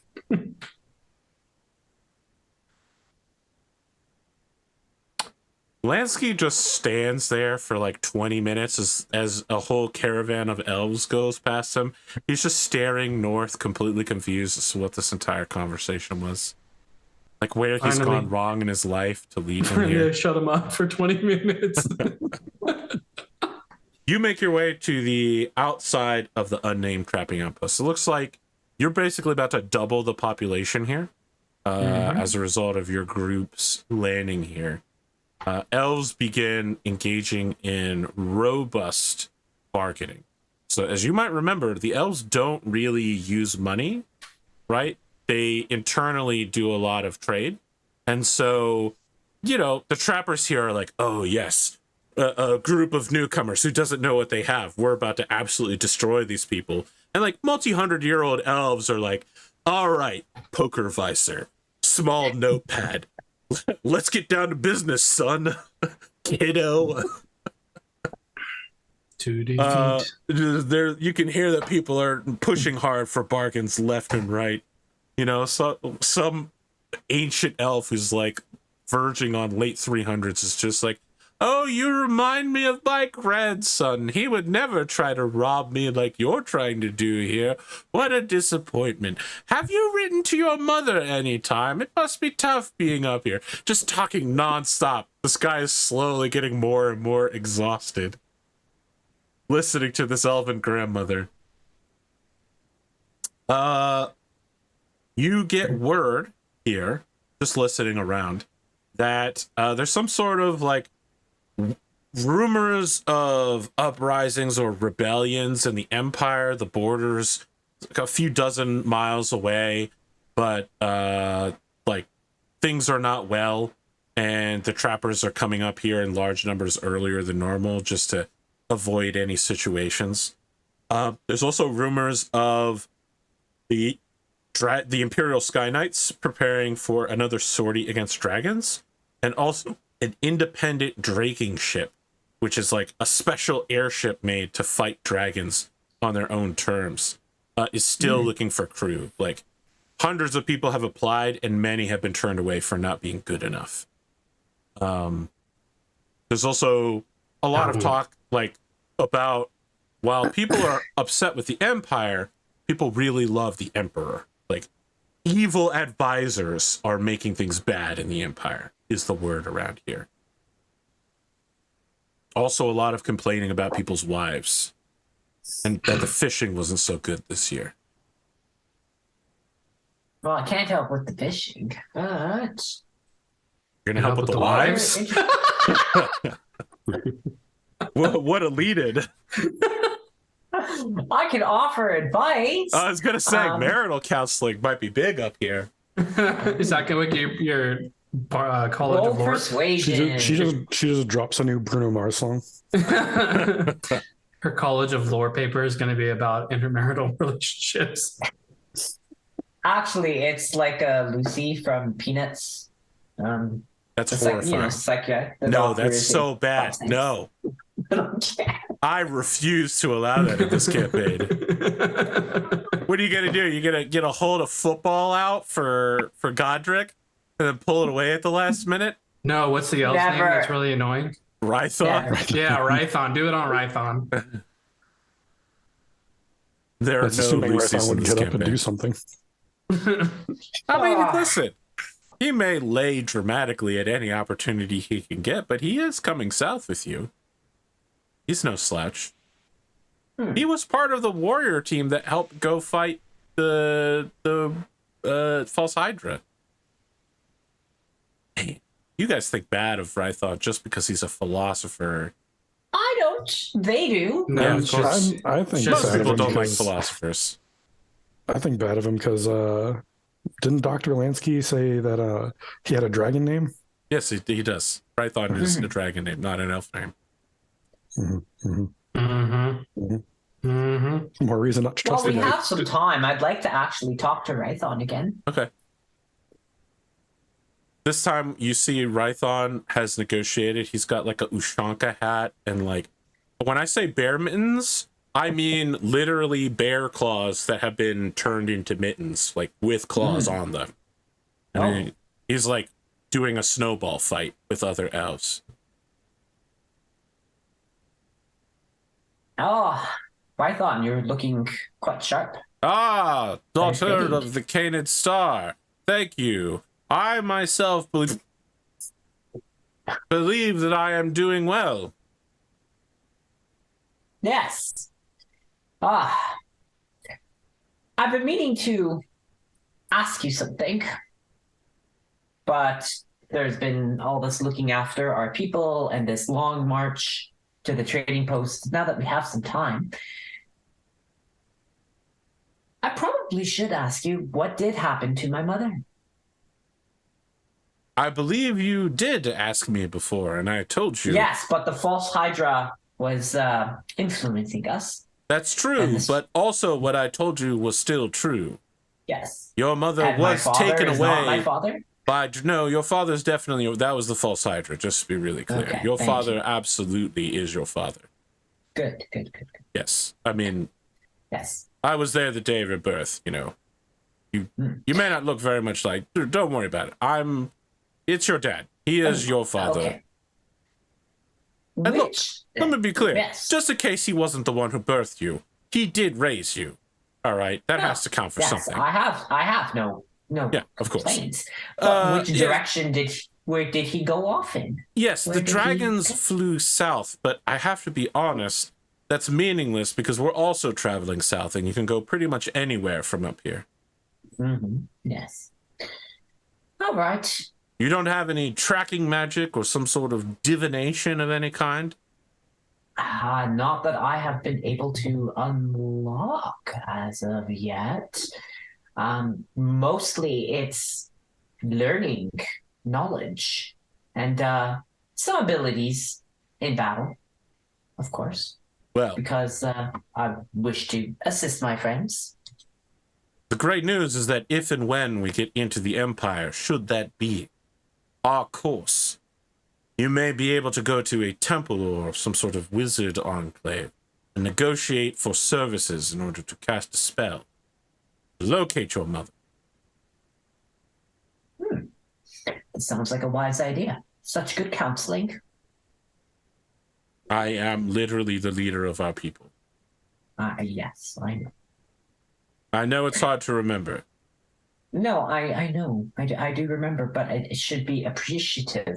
And when I come to you for stuff, I should be grateful and I should express Thank you. that. I'm appreciative as well for your spiritual counseling of our people.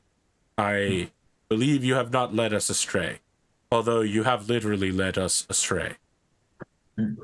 We are now strays, wandering the northern wastelands of freezing cold. Does your hat not keep you warm? It does. I find Well, it then. rather difficult to match with my facial features, but just because it is not fashionable does not mean that it is not warm. Warmth house and survival and a matter wagon. most strange. Both have exterior entrances, but they are not the same. No. I shall let you be back to your battle of the snow. Keep your I head am up. losing. Eyes focused. Would you like some assistance? Absolutely. So I he make begins. snowballs and Yeah. I join him. Like 100 elves are throwing snowballs at each other in a camp full of armed trappers who have no idea what's happening right now. Mhm. This I is start normal. singing a song and throw snowballs with my people. Make a performance check. Oh, Surely you can't bomb out like everyone else this episode. It's impossible, Guarneria. Actually, You your might last shut- roll was pretty good, so. You might shut down the Hydra in this village if you bowl on it.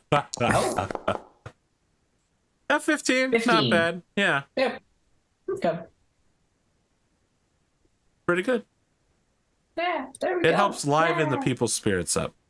Mhm. That is what I'm supposed to do. So I am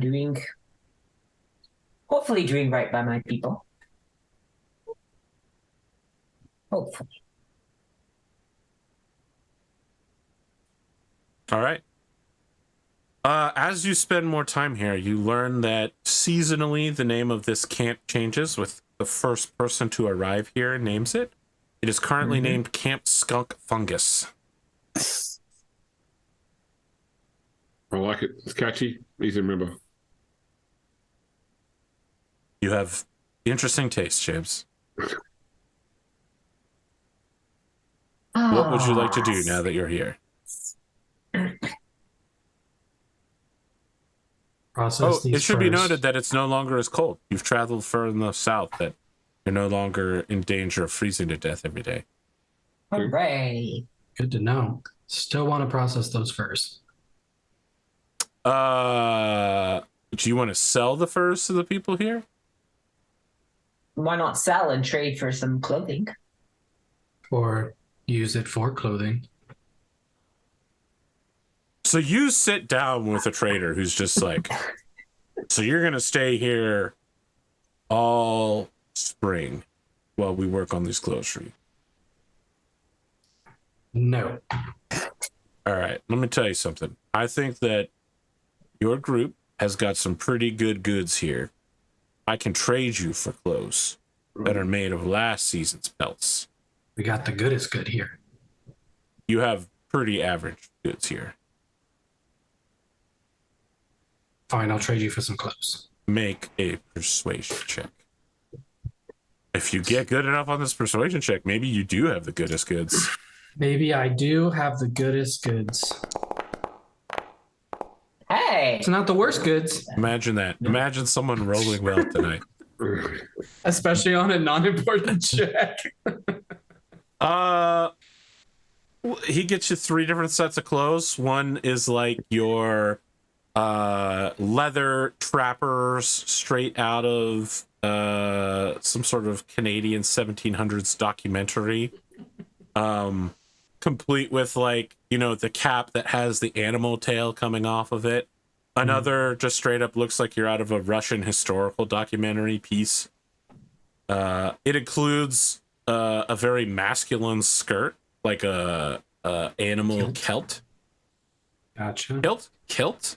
Did I really Kilt? just mispronounce kilt? Is I kilt? think you did. You did. Bro, It's all right. We're rolling hard. You're talking hard. It's fine. it's been a day. It's been a day. The third is just like a simple set of hunter's armor. So it may not be very warm, but it is covering. Yeah, I can't really wear armor, so Well, Go with the Canadian look. yeah. the Canadian monk.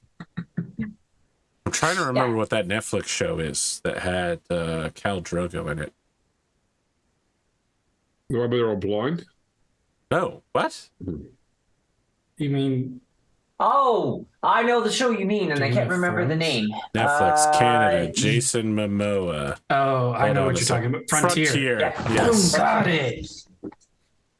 Yeah. You That look was a like good an one. extra on Frontier. All right.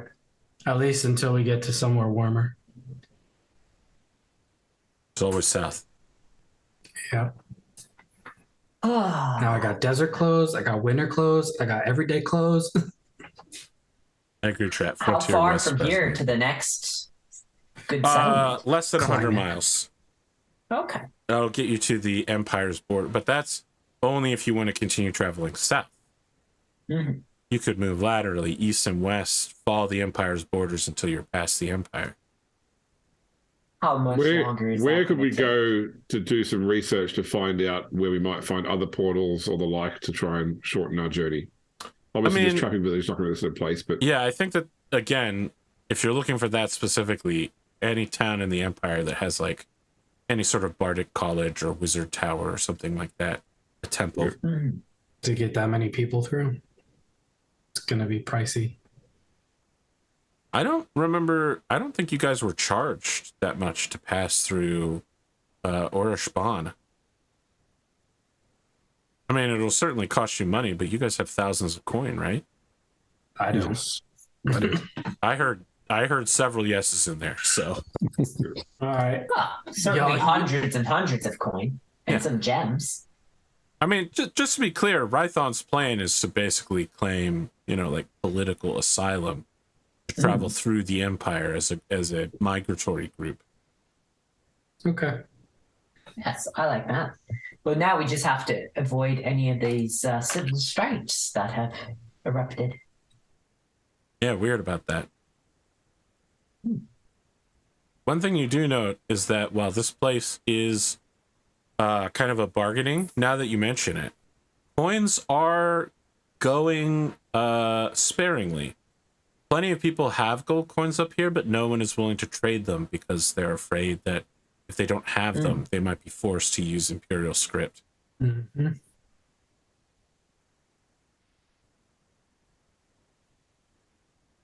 No one likes this paper currency. It seems like it's a real hassle. No other country's accepting it. Could we potentially use the Thieves Guild as a way to like make papers that are like, don't use Imperial script? Do any of you have any background that involves the Thieves Guild? It will Our be a Thieves full Guild? adventure to get yourself initiated in the Thieves Guild. But we have to can be go this initiated. path. You think you can just... I don't what know is if this? we have time. Well, the We built our Thieves Guild, so I figured we had some influence over it. You started building a Thieves Guild. You maybe hired some thieves. That doesn't mean that you yourself are a thief. Let me ask you a question. Do you have Thieves' Cant on your list of languages? I assure I you, doubt you don't. it. You don't. Only I don't- rogues get access to thieves' cant, so no. Okay, got it. You can't even find the local thieves guild. This isn't the first D&D movie where a random nobody walks into the thieves guild and then instantly aces their exam and steals their sacred treasure that they themselves couldn't even get to. Unless. Please Have don't you invoke that seen the again. first D&D movie? No. It's terrible. It is bad. That was my first date movie, so it's really easy to remember how bad it was. D&D movie.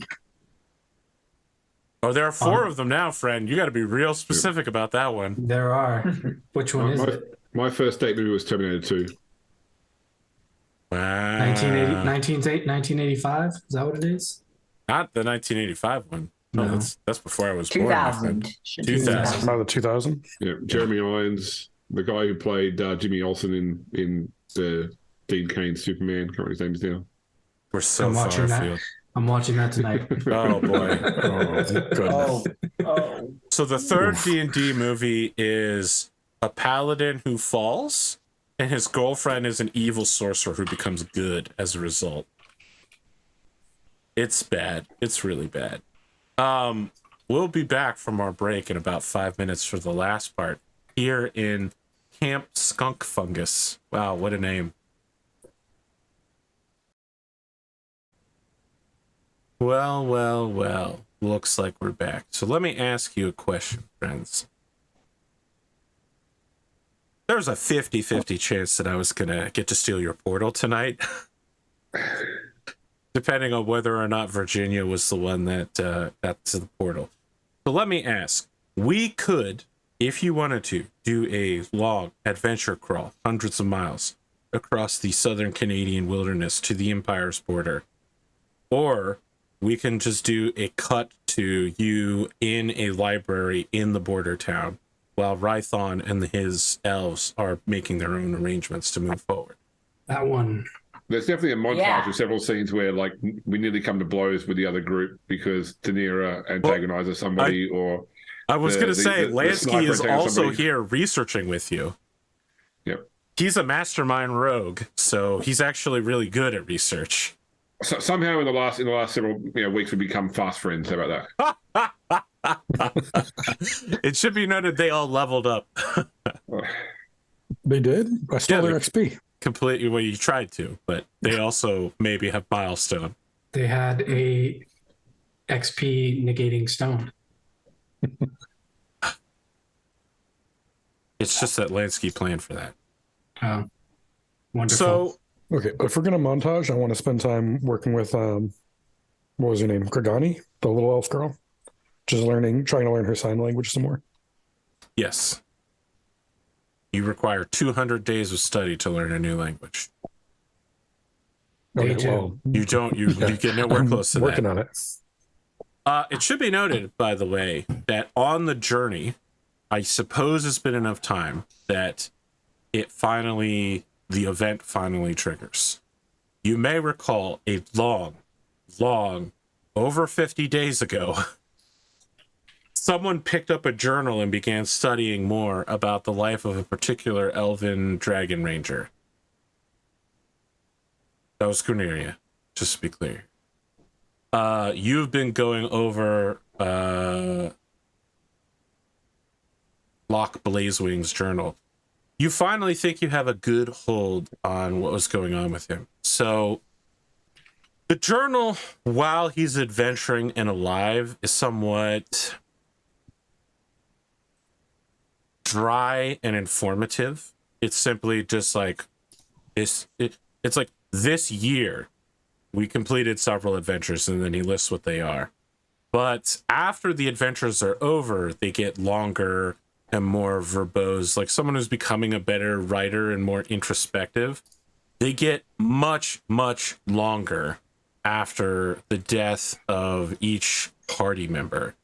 But they get very, very long after the death of a particular member of his party. When Gallivantia had died, he began it's almost like they were married without actually being married. It's clear that from his point of view, they had like a very cordial, friendly relationship. And now that she's dead, he's like, my God, I think that the whole time she loved me and I just failed every insight check along the way. She consistently wanted to spend time with me. We kept going on like side adventures and I would bring everyone on the thing. Was that a date? Like his journal is filled with self-loathing about missing this incredibly crucial thing, and that fact that he would have to continue to live for hundreds of years now without her. And he becomes obsessed as you get further and further into the journal. He becomes obsessed with trying to find some way to bring her back. No one alive has the power of resurrection. As the journal reaches the end, he begins spending time. At this point, like, instead of the journal being like once a year, it's now like weekly. And he becomes obsessed with spending time hunting down like lich aspirants and like anyone associated with the power of death or relife or undeath, and killing them, of course, after he's interrogated them for everything they know. And at some point, he stops writing in the journal, and like several pages go by, and then it starts with a new year, and it's just a simple message saying that he, well, you actually read it before. I gave it to you before, but it does sound like he has gained some forbidden and evil knowledge that he's attempting to enact. Oh, As you already know, he did fake his death, so. yes. I wonder if he's still out there somewhere. I'll tell you what, you're in a library right now. I will let you make a insight check with advantage. Oh, okay. And if anyone's going to do... right next to you. Sorry? He's right next to you. If anyone's going to do anything to boost this roll, they need to do it before you make it. I mean, if you discuss it with us, could we offer guidance? I feel like that is possible. I definitely bring my theory to my friends to say, I wonder if somehow he faked his death and he's still out there somewhere trying to master this forbidden knowledge. Somehow trying Well, to maybe resurrect the the love of his life that he didn't even realize. maybe the gods that have guided us at this point will help us find out the answers then. It's either that or so annoyed with the gods for not answering the prayers that he would destroy them. Well, let me call on the nameless goddess of nature to guide you. Oh, please. Thank you, James. Yes. Thank you. I really appreciate that. It's a pet So- peeve, but I hate when Critical Role has dice rolling on the table and someone just yells guidance and slaps their hand down. 1d4 extra on your roll. All right, 1d4 and with advantage. Yep. Let's see. Okay. Make an 23. Arcana check. Okay. Straight Arcana check. Guidance. So no. Oh! Natural 1. Natural 1. It's an Arcana For check. me, Natural that is 1. awful. But Oh. It's an Arcana check, though. Do you still have DM inspiration, or have you already spent it? No, I used it the last session. I used it right away. Here's what you think. It's not unreasonable to assume that Locke Blazewing is still alive. How? I mean, he would be quite old for an elf, pushing past 600. You've met at least one elf who claims to be older than that. It certainly isn't impossible. There are rumors that your people, before the dragons cursed them, used to live forever. He would be quite decrepit without any sort of magical interference. Well, if you spent your time going and interrogating those who wanted to achieve lichdom, who knows what you might get yourself up to. I hate all of those words. Yes, as do I, but... Lansky says, as do I. Liches ain't easy to defeat. No. Lich is crazy. I've learned so much about this locked blazewing, but I'm not sure what it has to do with our situation in this library, through which you were attempting to gain knowledge of magical transition to the south. I mentioned Dragonhold to you before. Dragonhold was once the demons of Loch Blazewing, and we follow, I guess, in his footsteps now as the custodians of that keep.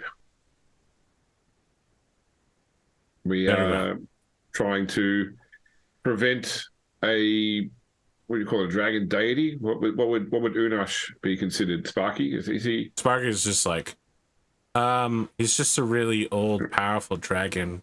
There's only one dragon deity, and that's the Supreme Creator. He turns and he looks at the cup when he says that. Him. I mean, yeah, like you probably never heard of him. Lansky goes, the cup of his blood is right here in my hand. Of course I've heard of him. So yeah, Unash, big evil dragon, trying to prevent him from taking over the world. Is that it, Sparky? Or... So one of the librarians passes nearby and adjusts their glasses and goes, I'm sorry to interrupt. Did you say sorry, Unash? We'll be quiet. We'll be quiet, sorry. No. Unash, the evil dragon, the black dragon of death. You know of it? I've received several reports over the last few years that indicate divinations show that Unash is dead. Like, really dead, not like an undead dragon. Like, dead. I can go find them as part of my... My goodness, is that an actual dragon? Yeah, this is Sparky. You brought a dragon capable of breathing flame into a very flammable library. First off, he's in white dragon form right now, so he would breathe cold if he could use a breath weapon, which he can't yet. Jesse. I don't remember you switching him to white dragon, but I will buy it. In the cold area, yeah. Yes. It's a good plan. Like Tad, he walks around without any clothing on then. That's right. He's very sensitive about the fact he can't use his breath weapon just yet, so maybe don't mention it again. Very well. Well, I don't think the cold would hurt the books anywhere near as much as fire. But yes, I'm actually something of a dragon scholar myself. Ooh, excellent. Yes. Oh, can we compare notes? We're from Dragonhold. How much would it cost to acquire your dragon? Excuse me, he's not for sale. He's my friend. Oh, I see. I was just thinking it would make a very nice coat. Oh, I will bid you good day then. Okay, very well. I'll turn around. Okay. Good day as well. I turn around and I go, good one, and then walk away. Who are you saying that to? The person who tried to buy Sparky. He goes, I'm sorry, this is so weird. I mean, I'm just trying to acquire magical items, from a dead dragon. I don't understand why everyone's being so weird about it. He says as we walk away and trails off. You move to a different section of the library, away from the dragon librarian. Hey, just a thought based on what that rude librarian just said. So let's just imagine for a second that Unash is dead, and I think Sparky, correct me if I'm wrong here, but dragons can't forever die, or anyway. Let's imagine that Unash is dead. Could Unash's in play mean that Unash's horde is now up for grabs? Because while Unash was alive, the dragon curse affects his horde, but if Unash is dead, then it maybe doesn't affect it. Could be a good source of income for us. One thing to remember is that Unash was a undead dragon, and has somehow, you'll recall we discussed this before, has somehow brought their eggs to life or whatever exists.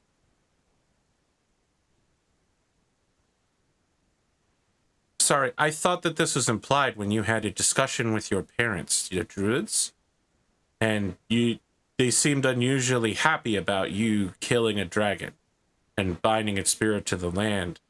You know, normally that'd be very weird for druids to be happy about, but since it was an undead evil spirit, putting it to good use was re-entering it into the cycle of life and death that it had been ripped from.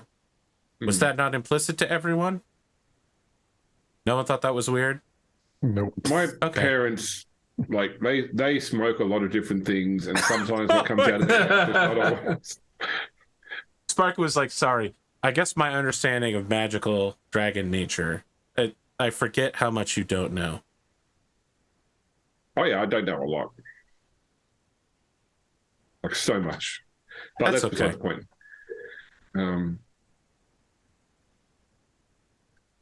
I wonder, because the librarian mentioned diviners. I wonder if we try and find, we're in a slightly bigger city, big enough to have a library. I wonder if there's anything that we want to try and divine. I don't have Dr. Dr. Lansky. I'm standing right beside you. Yeah, Dr. Lansky's prevalence for coming up with the solution well in advance. So I actually have a solution for one of your problems right now. Yes.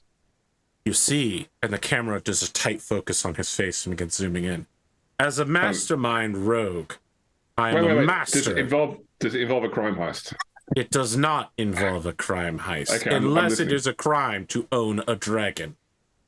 For you see, get camera continuing to zoom in on him. I am a master of deception, but also one of disguise. Your dragon can apparently incite in others a sort of fear, and that's why I went with this. And the camera zooms back out, and Sparky is now disguised to look like a dog. A big, white, fluffy dog.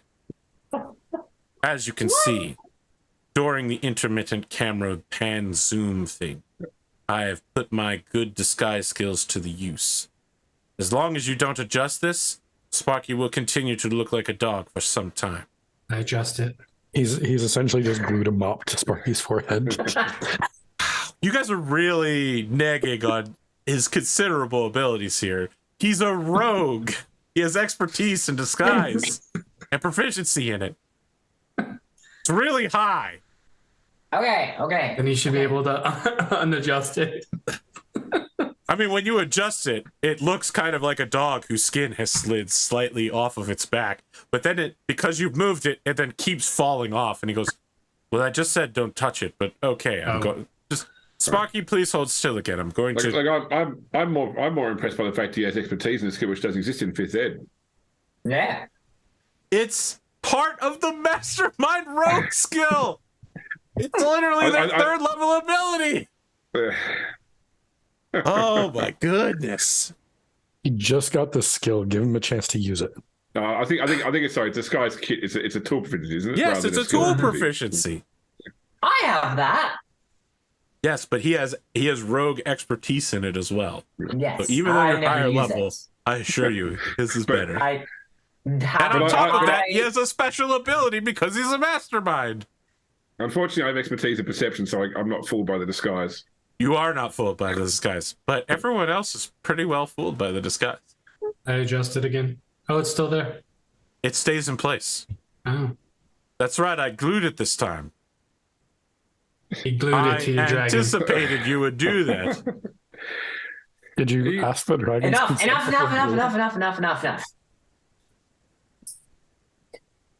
It feels weird having hair over my scales. I feel like I'm warmer than normal. Tell me about it. By the way, you are in the fortress city of Icewall, which surprisingly not only is not icy, but there is no wall in sight. It's open plains in every direction around the city. Is there an ice wall closer to There the is city? no, I want to be really clear. There is no ice within about 40 miles of the city, And There there's are also no wall. walls in the entire city. It's just all open plan living. Yes. Mm. Yes, James, you got me. let's less of a library, more of a bazaar. It's a fabric market, James. It's just straight up fabric market It's with just- books. It's just Agrabah. All right, Doctor. You Lansky, know what I so- mean when I say there's Yeah. no walls. Yes, yes.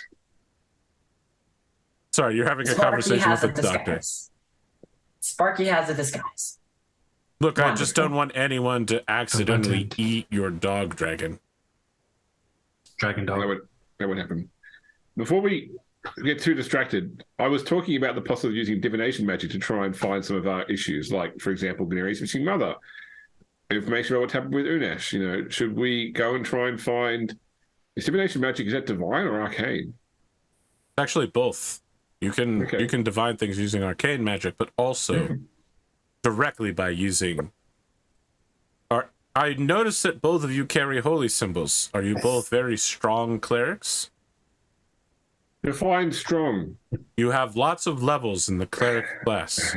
No. Unfortunately, no. No.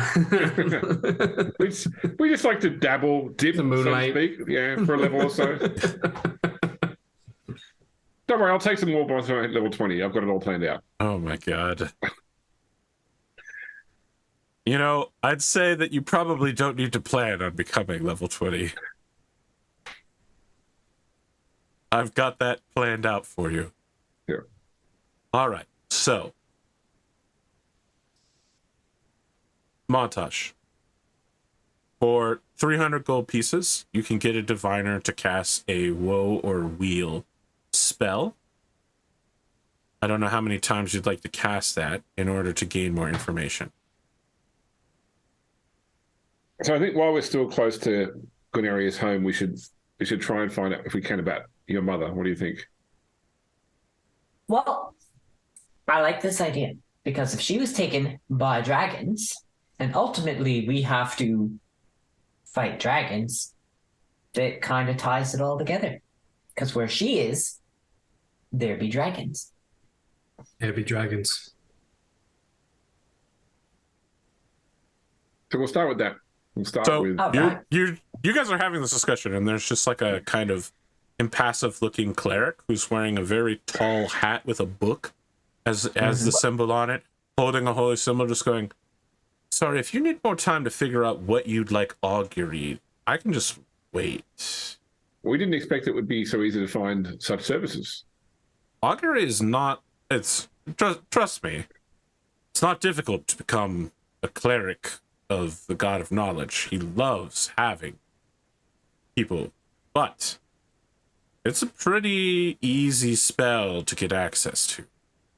But It's 300 not gold comprehensive. pieces is pretty expensive for an easy spell, though, isn't it? 300 is a lot, but the gods need their coins. You know, there is only a limited amount of gold in the entire universe, and that makes it a very valuable commodity. It's the cornerstone of God's ability to negotiate with each other and with other beings. It's a very good currency, you know. It's a solid cornerstone. You really just want to hook your whole economy to it, really. Do you want to keep distracting us, or do you want us to I work out wrote what a we want to thesis paper on this very subject, actually. ask? Okay, well... Can Would we you like pay to you read in it? imperial script then? Oh, Imperial script. No, I'm afraid no, we are really. forced to accept Imperial script here. No. We're not We're gonna do that teasing here. you. We jest. I have coin. So It should be My noted mother- that the more times I cast augury, there Yes. is a increasing chance that it will be wrong. Does that chance reset if you rest Rest, sometime? yes, of course. Okay. I mean, we're not in a hurry. We don't have to get out of it tomorrow. I'd rather take the time and be more certain. If you're looking to for get today. a bulk package, we can negotiate on price. Okay. All right. Group huddle. Remember, take a knee. Are you including this priest in the group huddle? No. no, Are you Like- including like- Lansky and his party They're in the part group of our huddle? group. None of them are part of our group. Did they come with us? to the Yeah. to the church? And they do, unless you tell them not to. They just follow you around right now. They still have the cup on them at all times, by the way. Look, you followed them around for their adventure. They're following you around for your adventure. I wish they wouldn't. All right, Lancy's just like, all right, well, we'll just be getting a room at the inn, I guess. I hadn't foreseen you'd be such a dick about it. Here I You should thought have we'd become fast foreseen it. friends.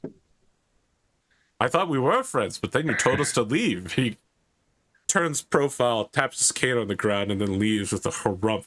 He also straightens his coattails on the way out as well. Sorry, Guinevere is quite proud of her backstory.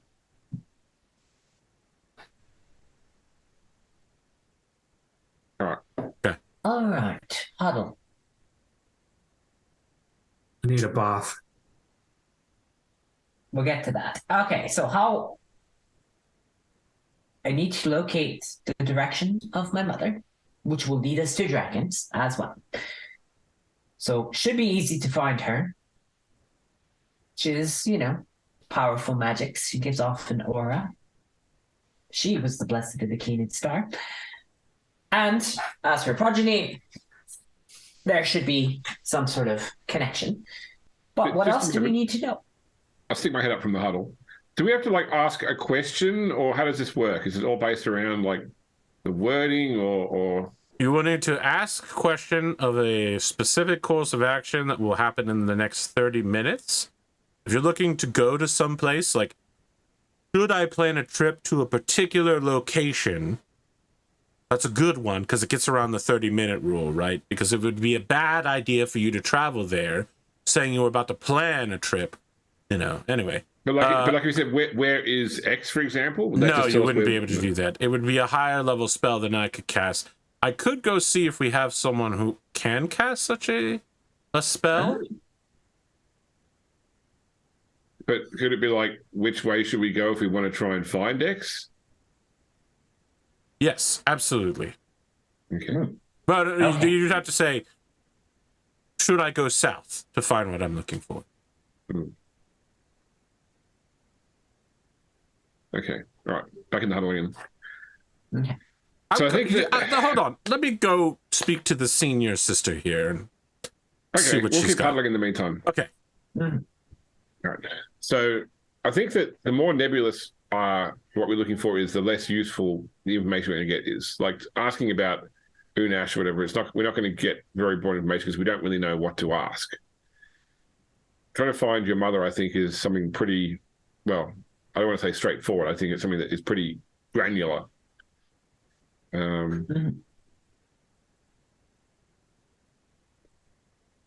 Is there anything else we want to try and find out here while we're here, though? Not that, but I'm concerned about the cost because we still need to find a way to get the elves back to Yes. Dragonhold. We still need a portal as well. either a portal or if somewhere we can charter an airship to take them back or something. Oh, hey, if we somehow get that airship that's looking for crew, could they transport to Dragonhold and then we could go on an adventure of dragon hunting on their ship? We are. You say dragon that and hunters. Sparky clears his throat.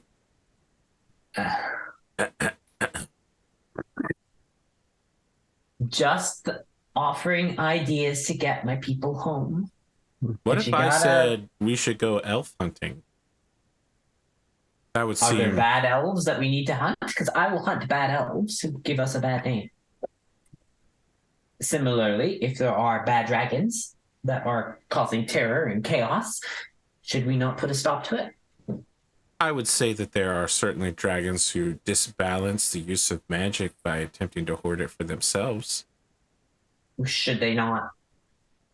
Can you ensure that being a member of this draking ship, they would help accomplish my goals of bringing balance to magic?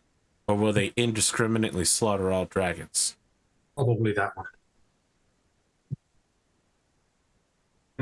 Sparky Maybe looks at you with then we- really sad dragon eyes underneath his Oh. exterior, border collie but pure white look. I mean, at least if we were on the ship, we'd have some ability to steer their propensity. Mhm. But I don't know whether they're going to take 100 elf civilians on a Way more than Imperial. 100. It's like 300. That's more than the ship can handle. So Need a portal. a new priest arrives. Her hat is twice as tall, and she's also got World of Warcraft style like shoulder boards extending out this magnificent like silvery mithril cape. Not like with actually burning torches on their shoulders, for example. That's No for actual Warcraft, burning torches. She's carrying a huge silvery book, and her robes are long enough that it looks like she's floating instead of walking. And she steps in front of you and says, "My staff informed me that you wish to have a divination spell cast." We're trying to find someone that's been taken from us, and they may be some distance away. We're in the right part of the world, but we've traveled considerable time as well. So we need something that will point us in the right direction rather than simply just travel south. You've come to the right place. For 1,000 gold, I will cast this spell, but you should know you must prepare an offering sufficient to the God of Knowledge as an additional spell component. The god's great and beneficent personality is wise and august, but their answer to your question will be commensurate with the sacrifice.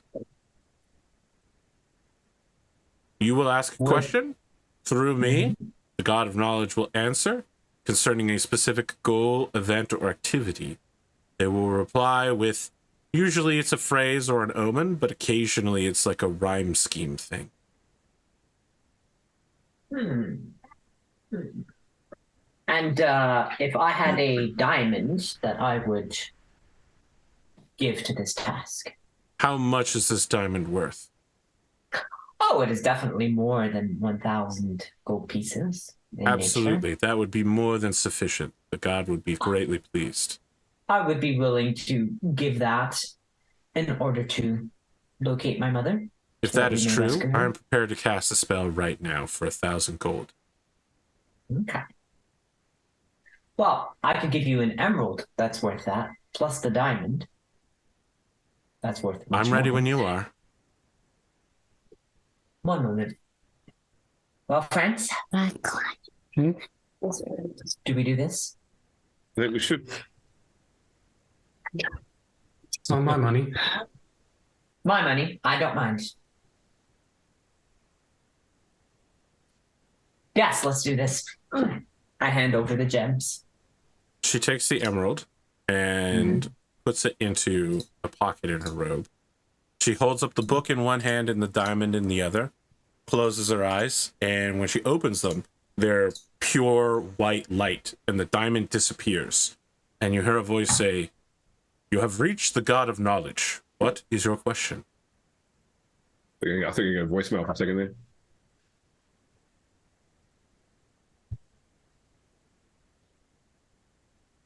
I, Guinevere Lathul, blessed is the keenest star, wish to find my mother Encalaria, who has been kidnapped by dragons, and I need the location so that we may rescue her.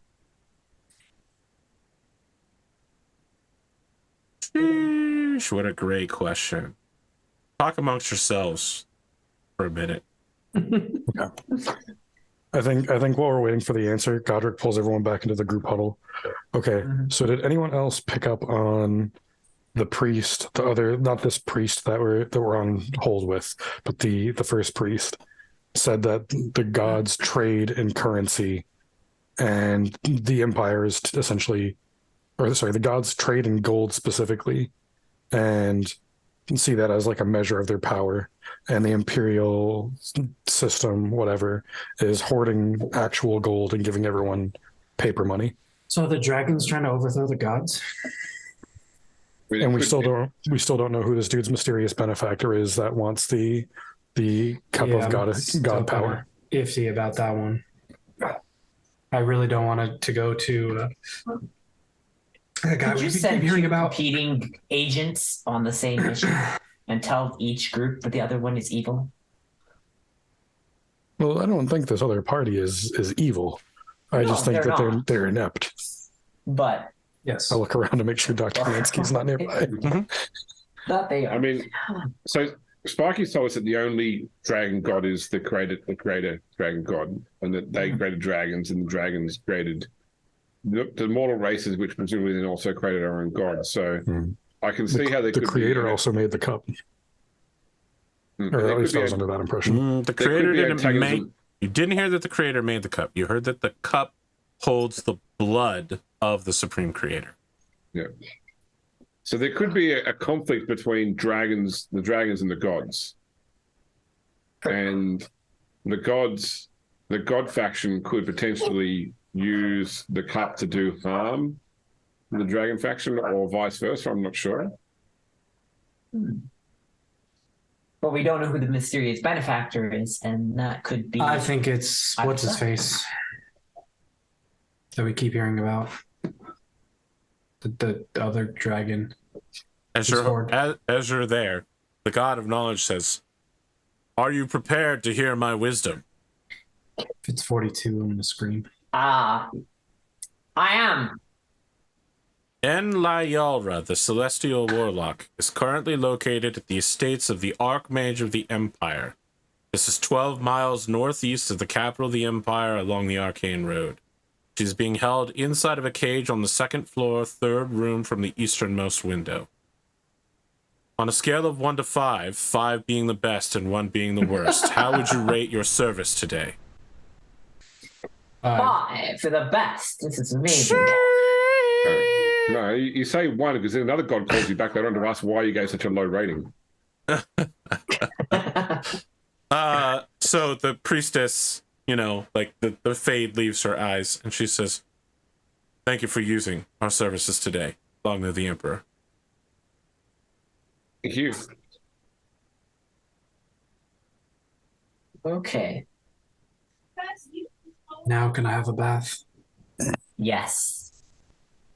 Now I shall ponder why dragons took my mother To this specific place.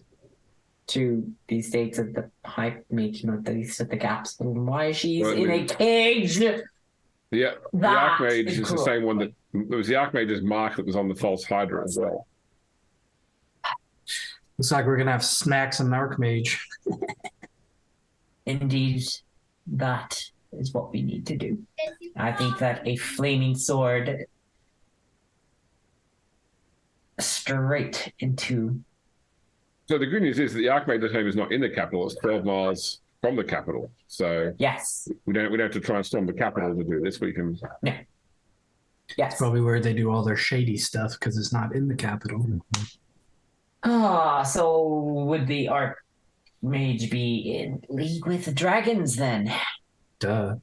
Well, that already appears to be the case, given that the Grand Yes. Vizier is also. So that the Master of Coin is also Yeah. in league with the evil dragons. Mm-hmm. Everything. Is the was Empire in dragons. general? I mean, the people love the Emperor, but is there a chance They the Emperor don't like is? the evil advisors. So could we rally the people against The evil advisors to of have an dragons. army to create a distraction? I mean, I'm at the point I'm thinking the Emperor is behind the whole thing. That's what I'm saying. Like I've said coup before, but I got shouted down.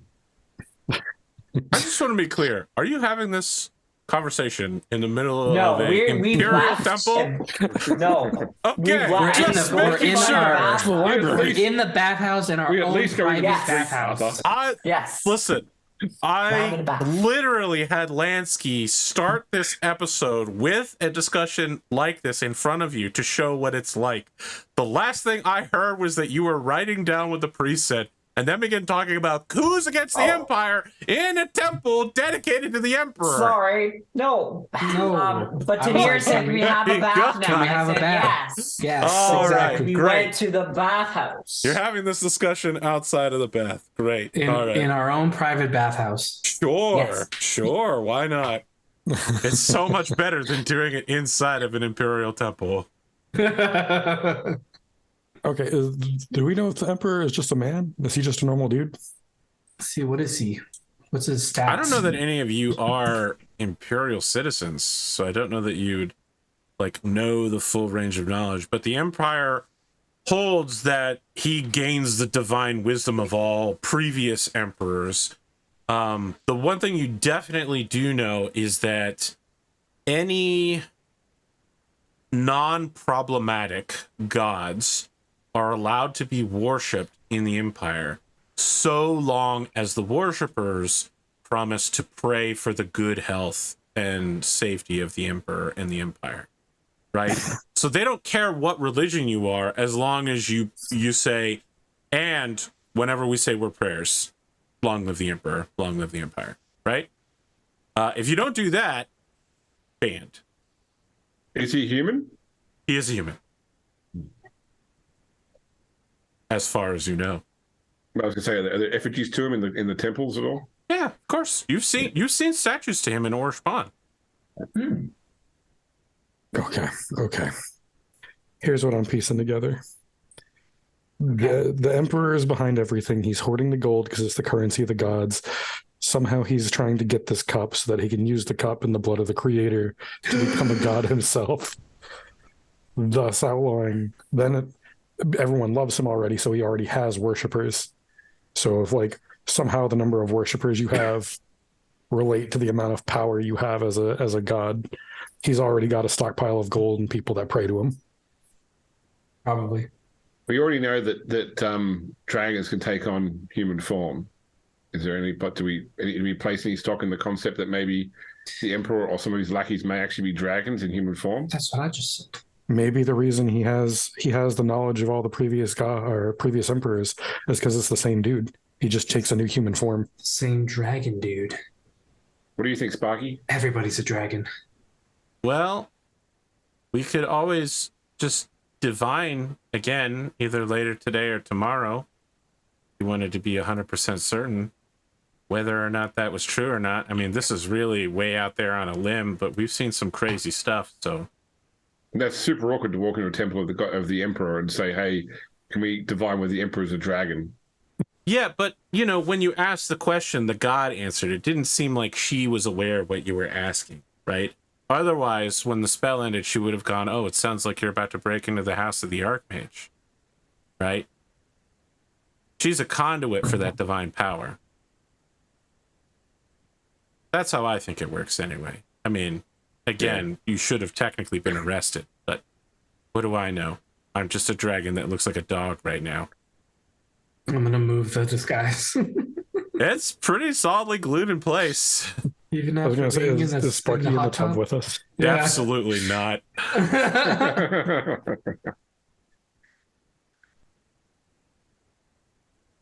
I'm just saying, if you want to check whether your long shot's true or not, for 1,000 gold and a sacrifice, you could be somewhat more sure. I mean, I'd rather put the 1,000 gold I have towards getting the elves back to Dragonhold. Mhm. I mean, I'm up to the group, and if the group wants to drop that money on like divination again, Well, like, this isn't we'll the do only it, place but- we can get divination magic either. right? All right, let's get the Well, I elves. mean, every Same thing. big imperial town, you could probably get something. Could you get specifically the divination spell? Maybe not, but you could get The something. question is, we have to skirt the Empire to get back to Dragonhold. So whether we try to do something Or about, you can just cut straight through the center of the empire to get exactly. there. I mean, yeah, we are passing through or by the Empire. It's whether or not we do something about Guinea's mother before we get the elves to Dragonhold, or get the Dragonhold first and come back. She's in a cage. It's not exactly a situation that should not be remedied quickly. Yeah, Godric still owes Guinea big time for getting him out of essentially dwarf hell. So I'm not down for leaving her mother. What was it, in a cage or a cave? Mhm. Cage On the with second a floor. Yeah. The reality So is we I'm have all for we have a throwing. very specific description of where she is. Like, Yeah. if we can find Yeah. someone with if we're looking for teleportation spells, we can send the elves to Dragonhold. We can go to the third room of the second floor, closest to the southeast wing. Yes. Well, that'd be If finding only we someone had a in Empire mastermind to teleport us plan into all the- of this for us in some sort of crime heist. Well, I mean, are we going to tell Don't even Dr. go there. Lansky and his friends No. that we are No. against the Empire? No, we're not. Don't want to hear the word crime or heist together in a sentence ever again. I jest because that's what I do. You know, it's entertaining. It's comedy. So one It's thing fun. to know is that Lansky has claimed to be from Esport, which is not in the Empire. But he and his party did chase the vampire spawn. Well, technically they chased Charlie, who was chasing the vampire spawn through the edge of the Empire up to the north through here. Mhm. But he is probably, if you assume that his backstory is what he says it is, probably not an Imperial citizen. Esports. Into esports? I really want to know how you got that one, James. Esport. Esport, not esports. Esports. Oh my It's Spanish God. for sports. Oh. Esports.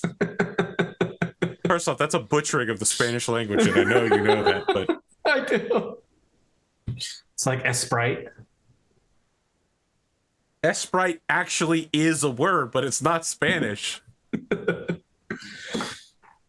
Oh, James, that one hurt me really badly. All right, keep going.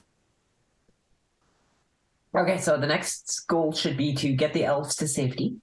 Yeah, I guess. And then, if we go, you know who we'll probably run into? My father. Probably. And then he will help us to rescue my mother. Should we have maybe found out where your father was instead?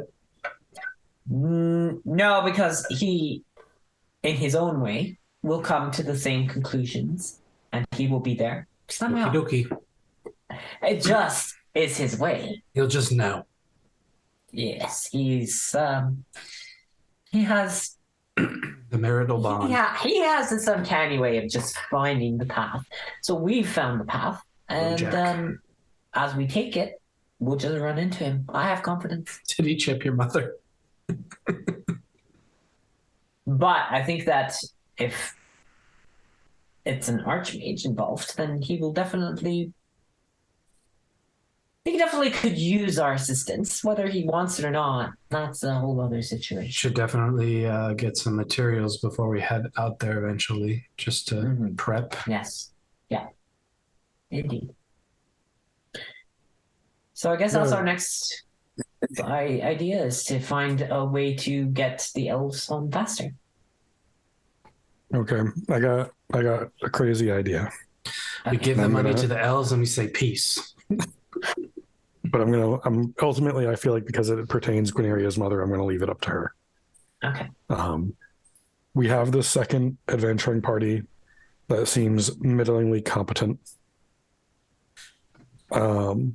If we can arrange for some kind of immediate transport for the elves back to Dragonhold, we could hire the second party to accompany us to this tower and give them the task of finding your mother and getting her out while we go through and essentially clear everybody out of their way. That does mean bringing them up to speed with the fact that we are opposing the Emperor's Archmage. I mean, that's information that could all be on a need-to-know basis. Where are you taking us? To the Archmage's house. What are we doing there? We'll tell you more when you arrive. Now we're the commissioner. Hey. We made a plan for this. Yeah, sure.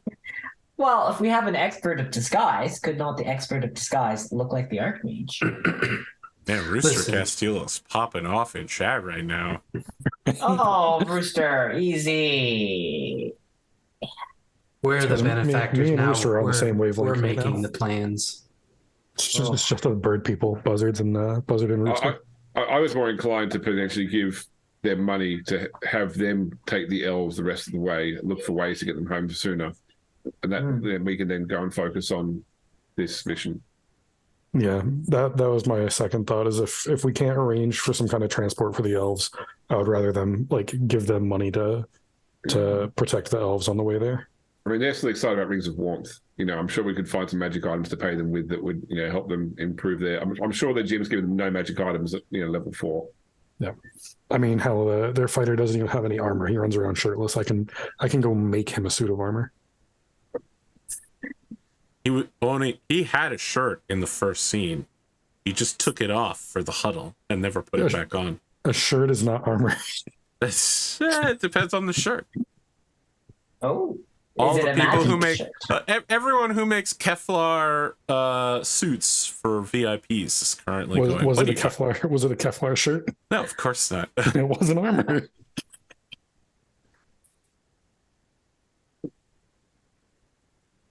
Hold on. You want to see what a shirt should be for this guy? Listen, we're right here at the end. You need to figure what you're doing. If you're using any more divination magic, where you're sending Lansky's party. Although you should be noted, he is planning to take the cup back to Esport, which is southwest and more west than south, rather than straight south, which is where Dragonhold is. I mean, to be honest, if we had any say in it, I would honestly take this cup with the power to kill a god and just feed it to our castle. We don't. It's their MacGuffin. I don't like that smile.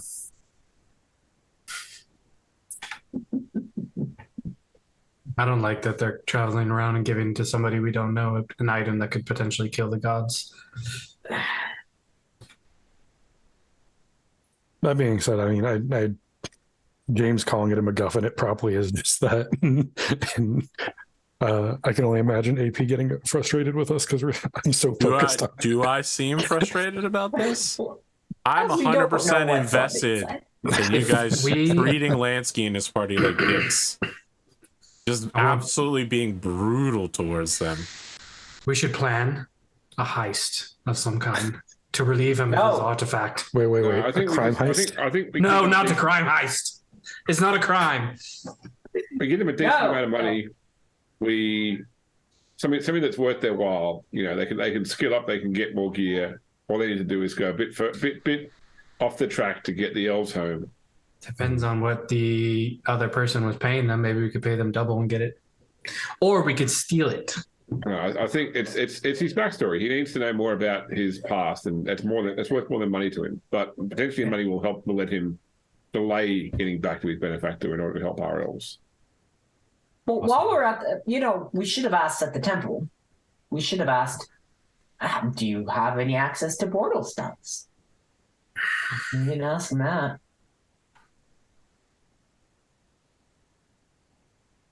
But now we're in the bath. So. I mean, it depends on how many days. I think most teleportation is more arcane magic anyway. Yes. Probably not more. Are there any wizards around here? There's no wizard tower in Icefall.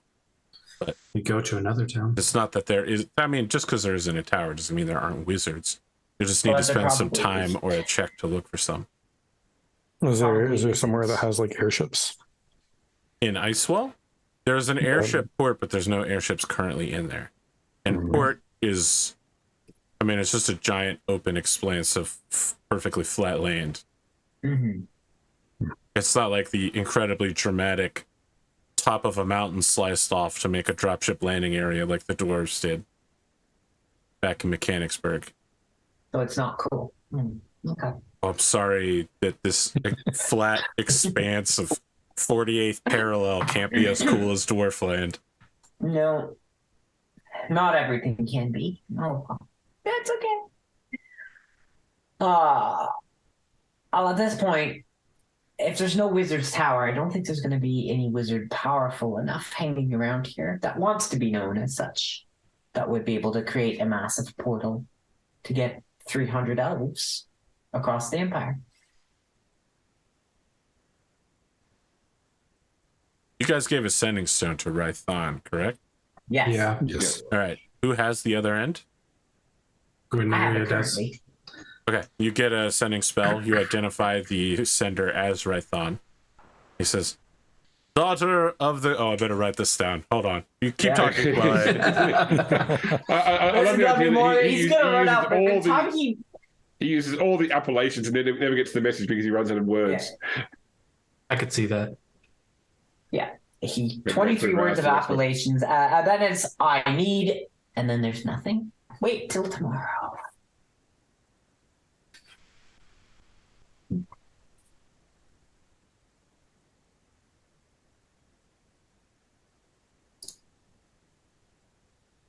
Oh, mystery after mystery after mystery, but it's all woven together. I have this feeling. So I think it's normally Rooster Castillo who suggests the sending stone where you just merge all the words together. It's like, we had a baby, it's a boy. Daughter of the Canaan Star. Hold on, let me count this.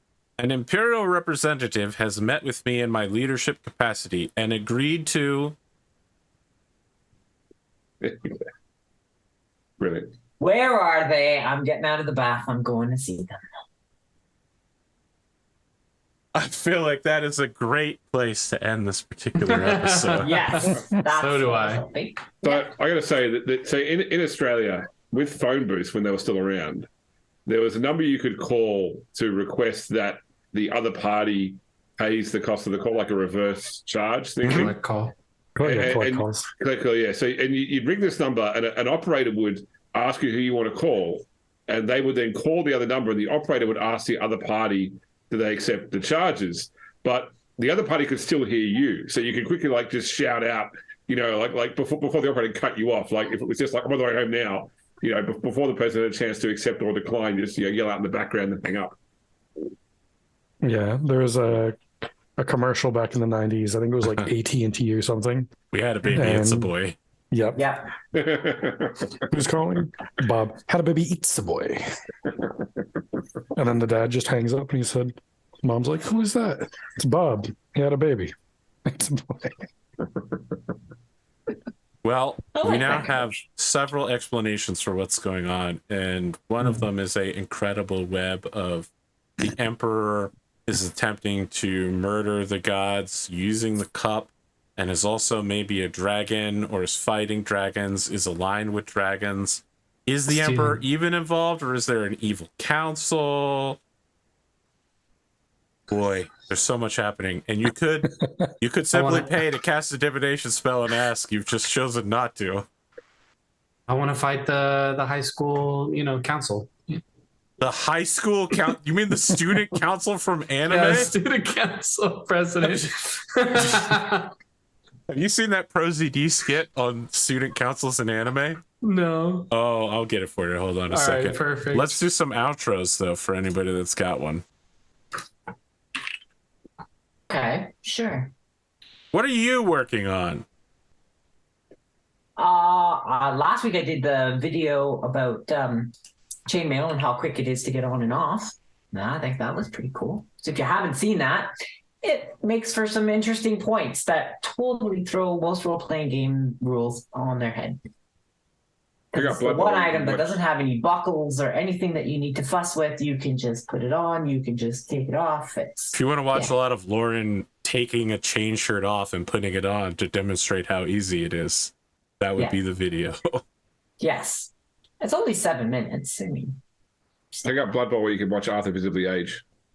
Boy, can you ever. King Theoden style. Jesus. My single brain cell working overtime for that shit. You can check out my Twitch channel at Bearded Jalapeno. I stream art on Tuesday, Thursdays, and play games on Saturdays. And right now I'm working on a Bowsette. So if you're around Tuesday or Thursday, 8 to 10 PST, that's where I'll be. All right. Are we good next week? As long as there's no crime heists. Leave him good. I mean, we'll see how much time you spend on Dr. Lansky. Next week, I've been informed by my wife we're going away. So. Right. So it'll be at least 2 weeks until we learn what Gwyneria will know from Rython. Oh. From that incredible message from Rython. Yeah, for reals. I just imagine Gwyneria like really angry getting out of the bath, like, where are you? That's it. I'm wrapping up. It looks like that's the stream ending. Oh no, it's the ending screen.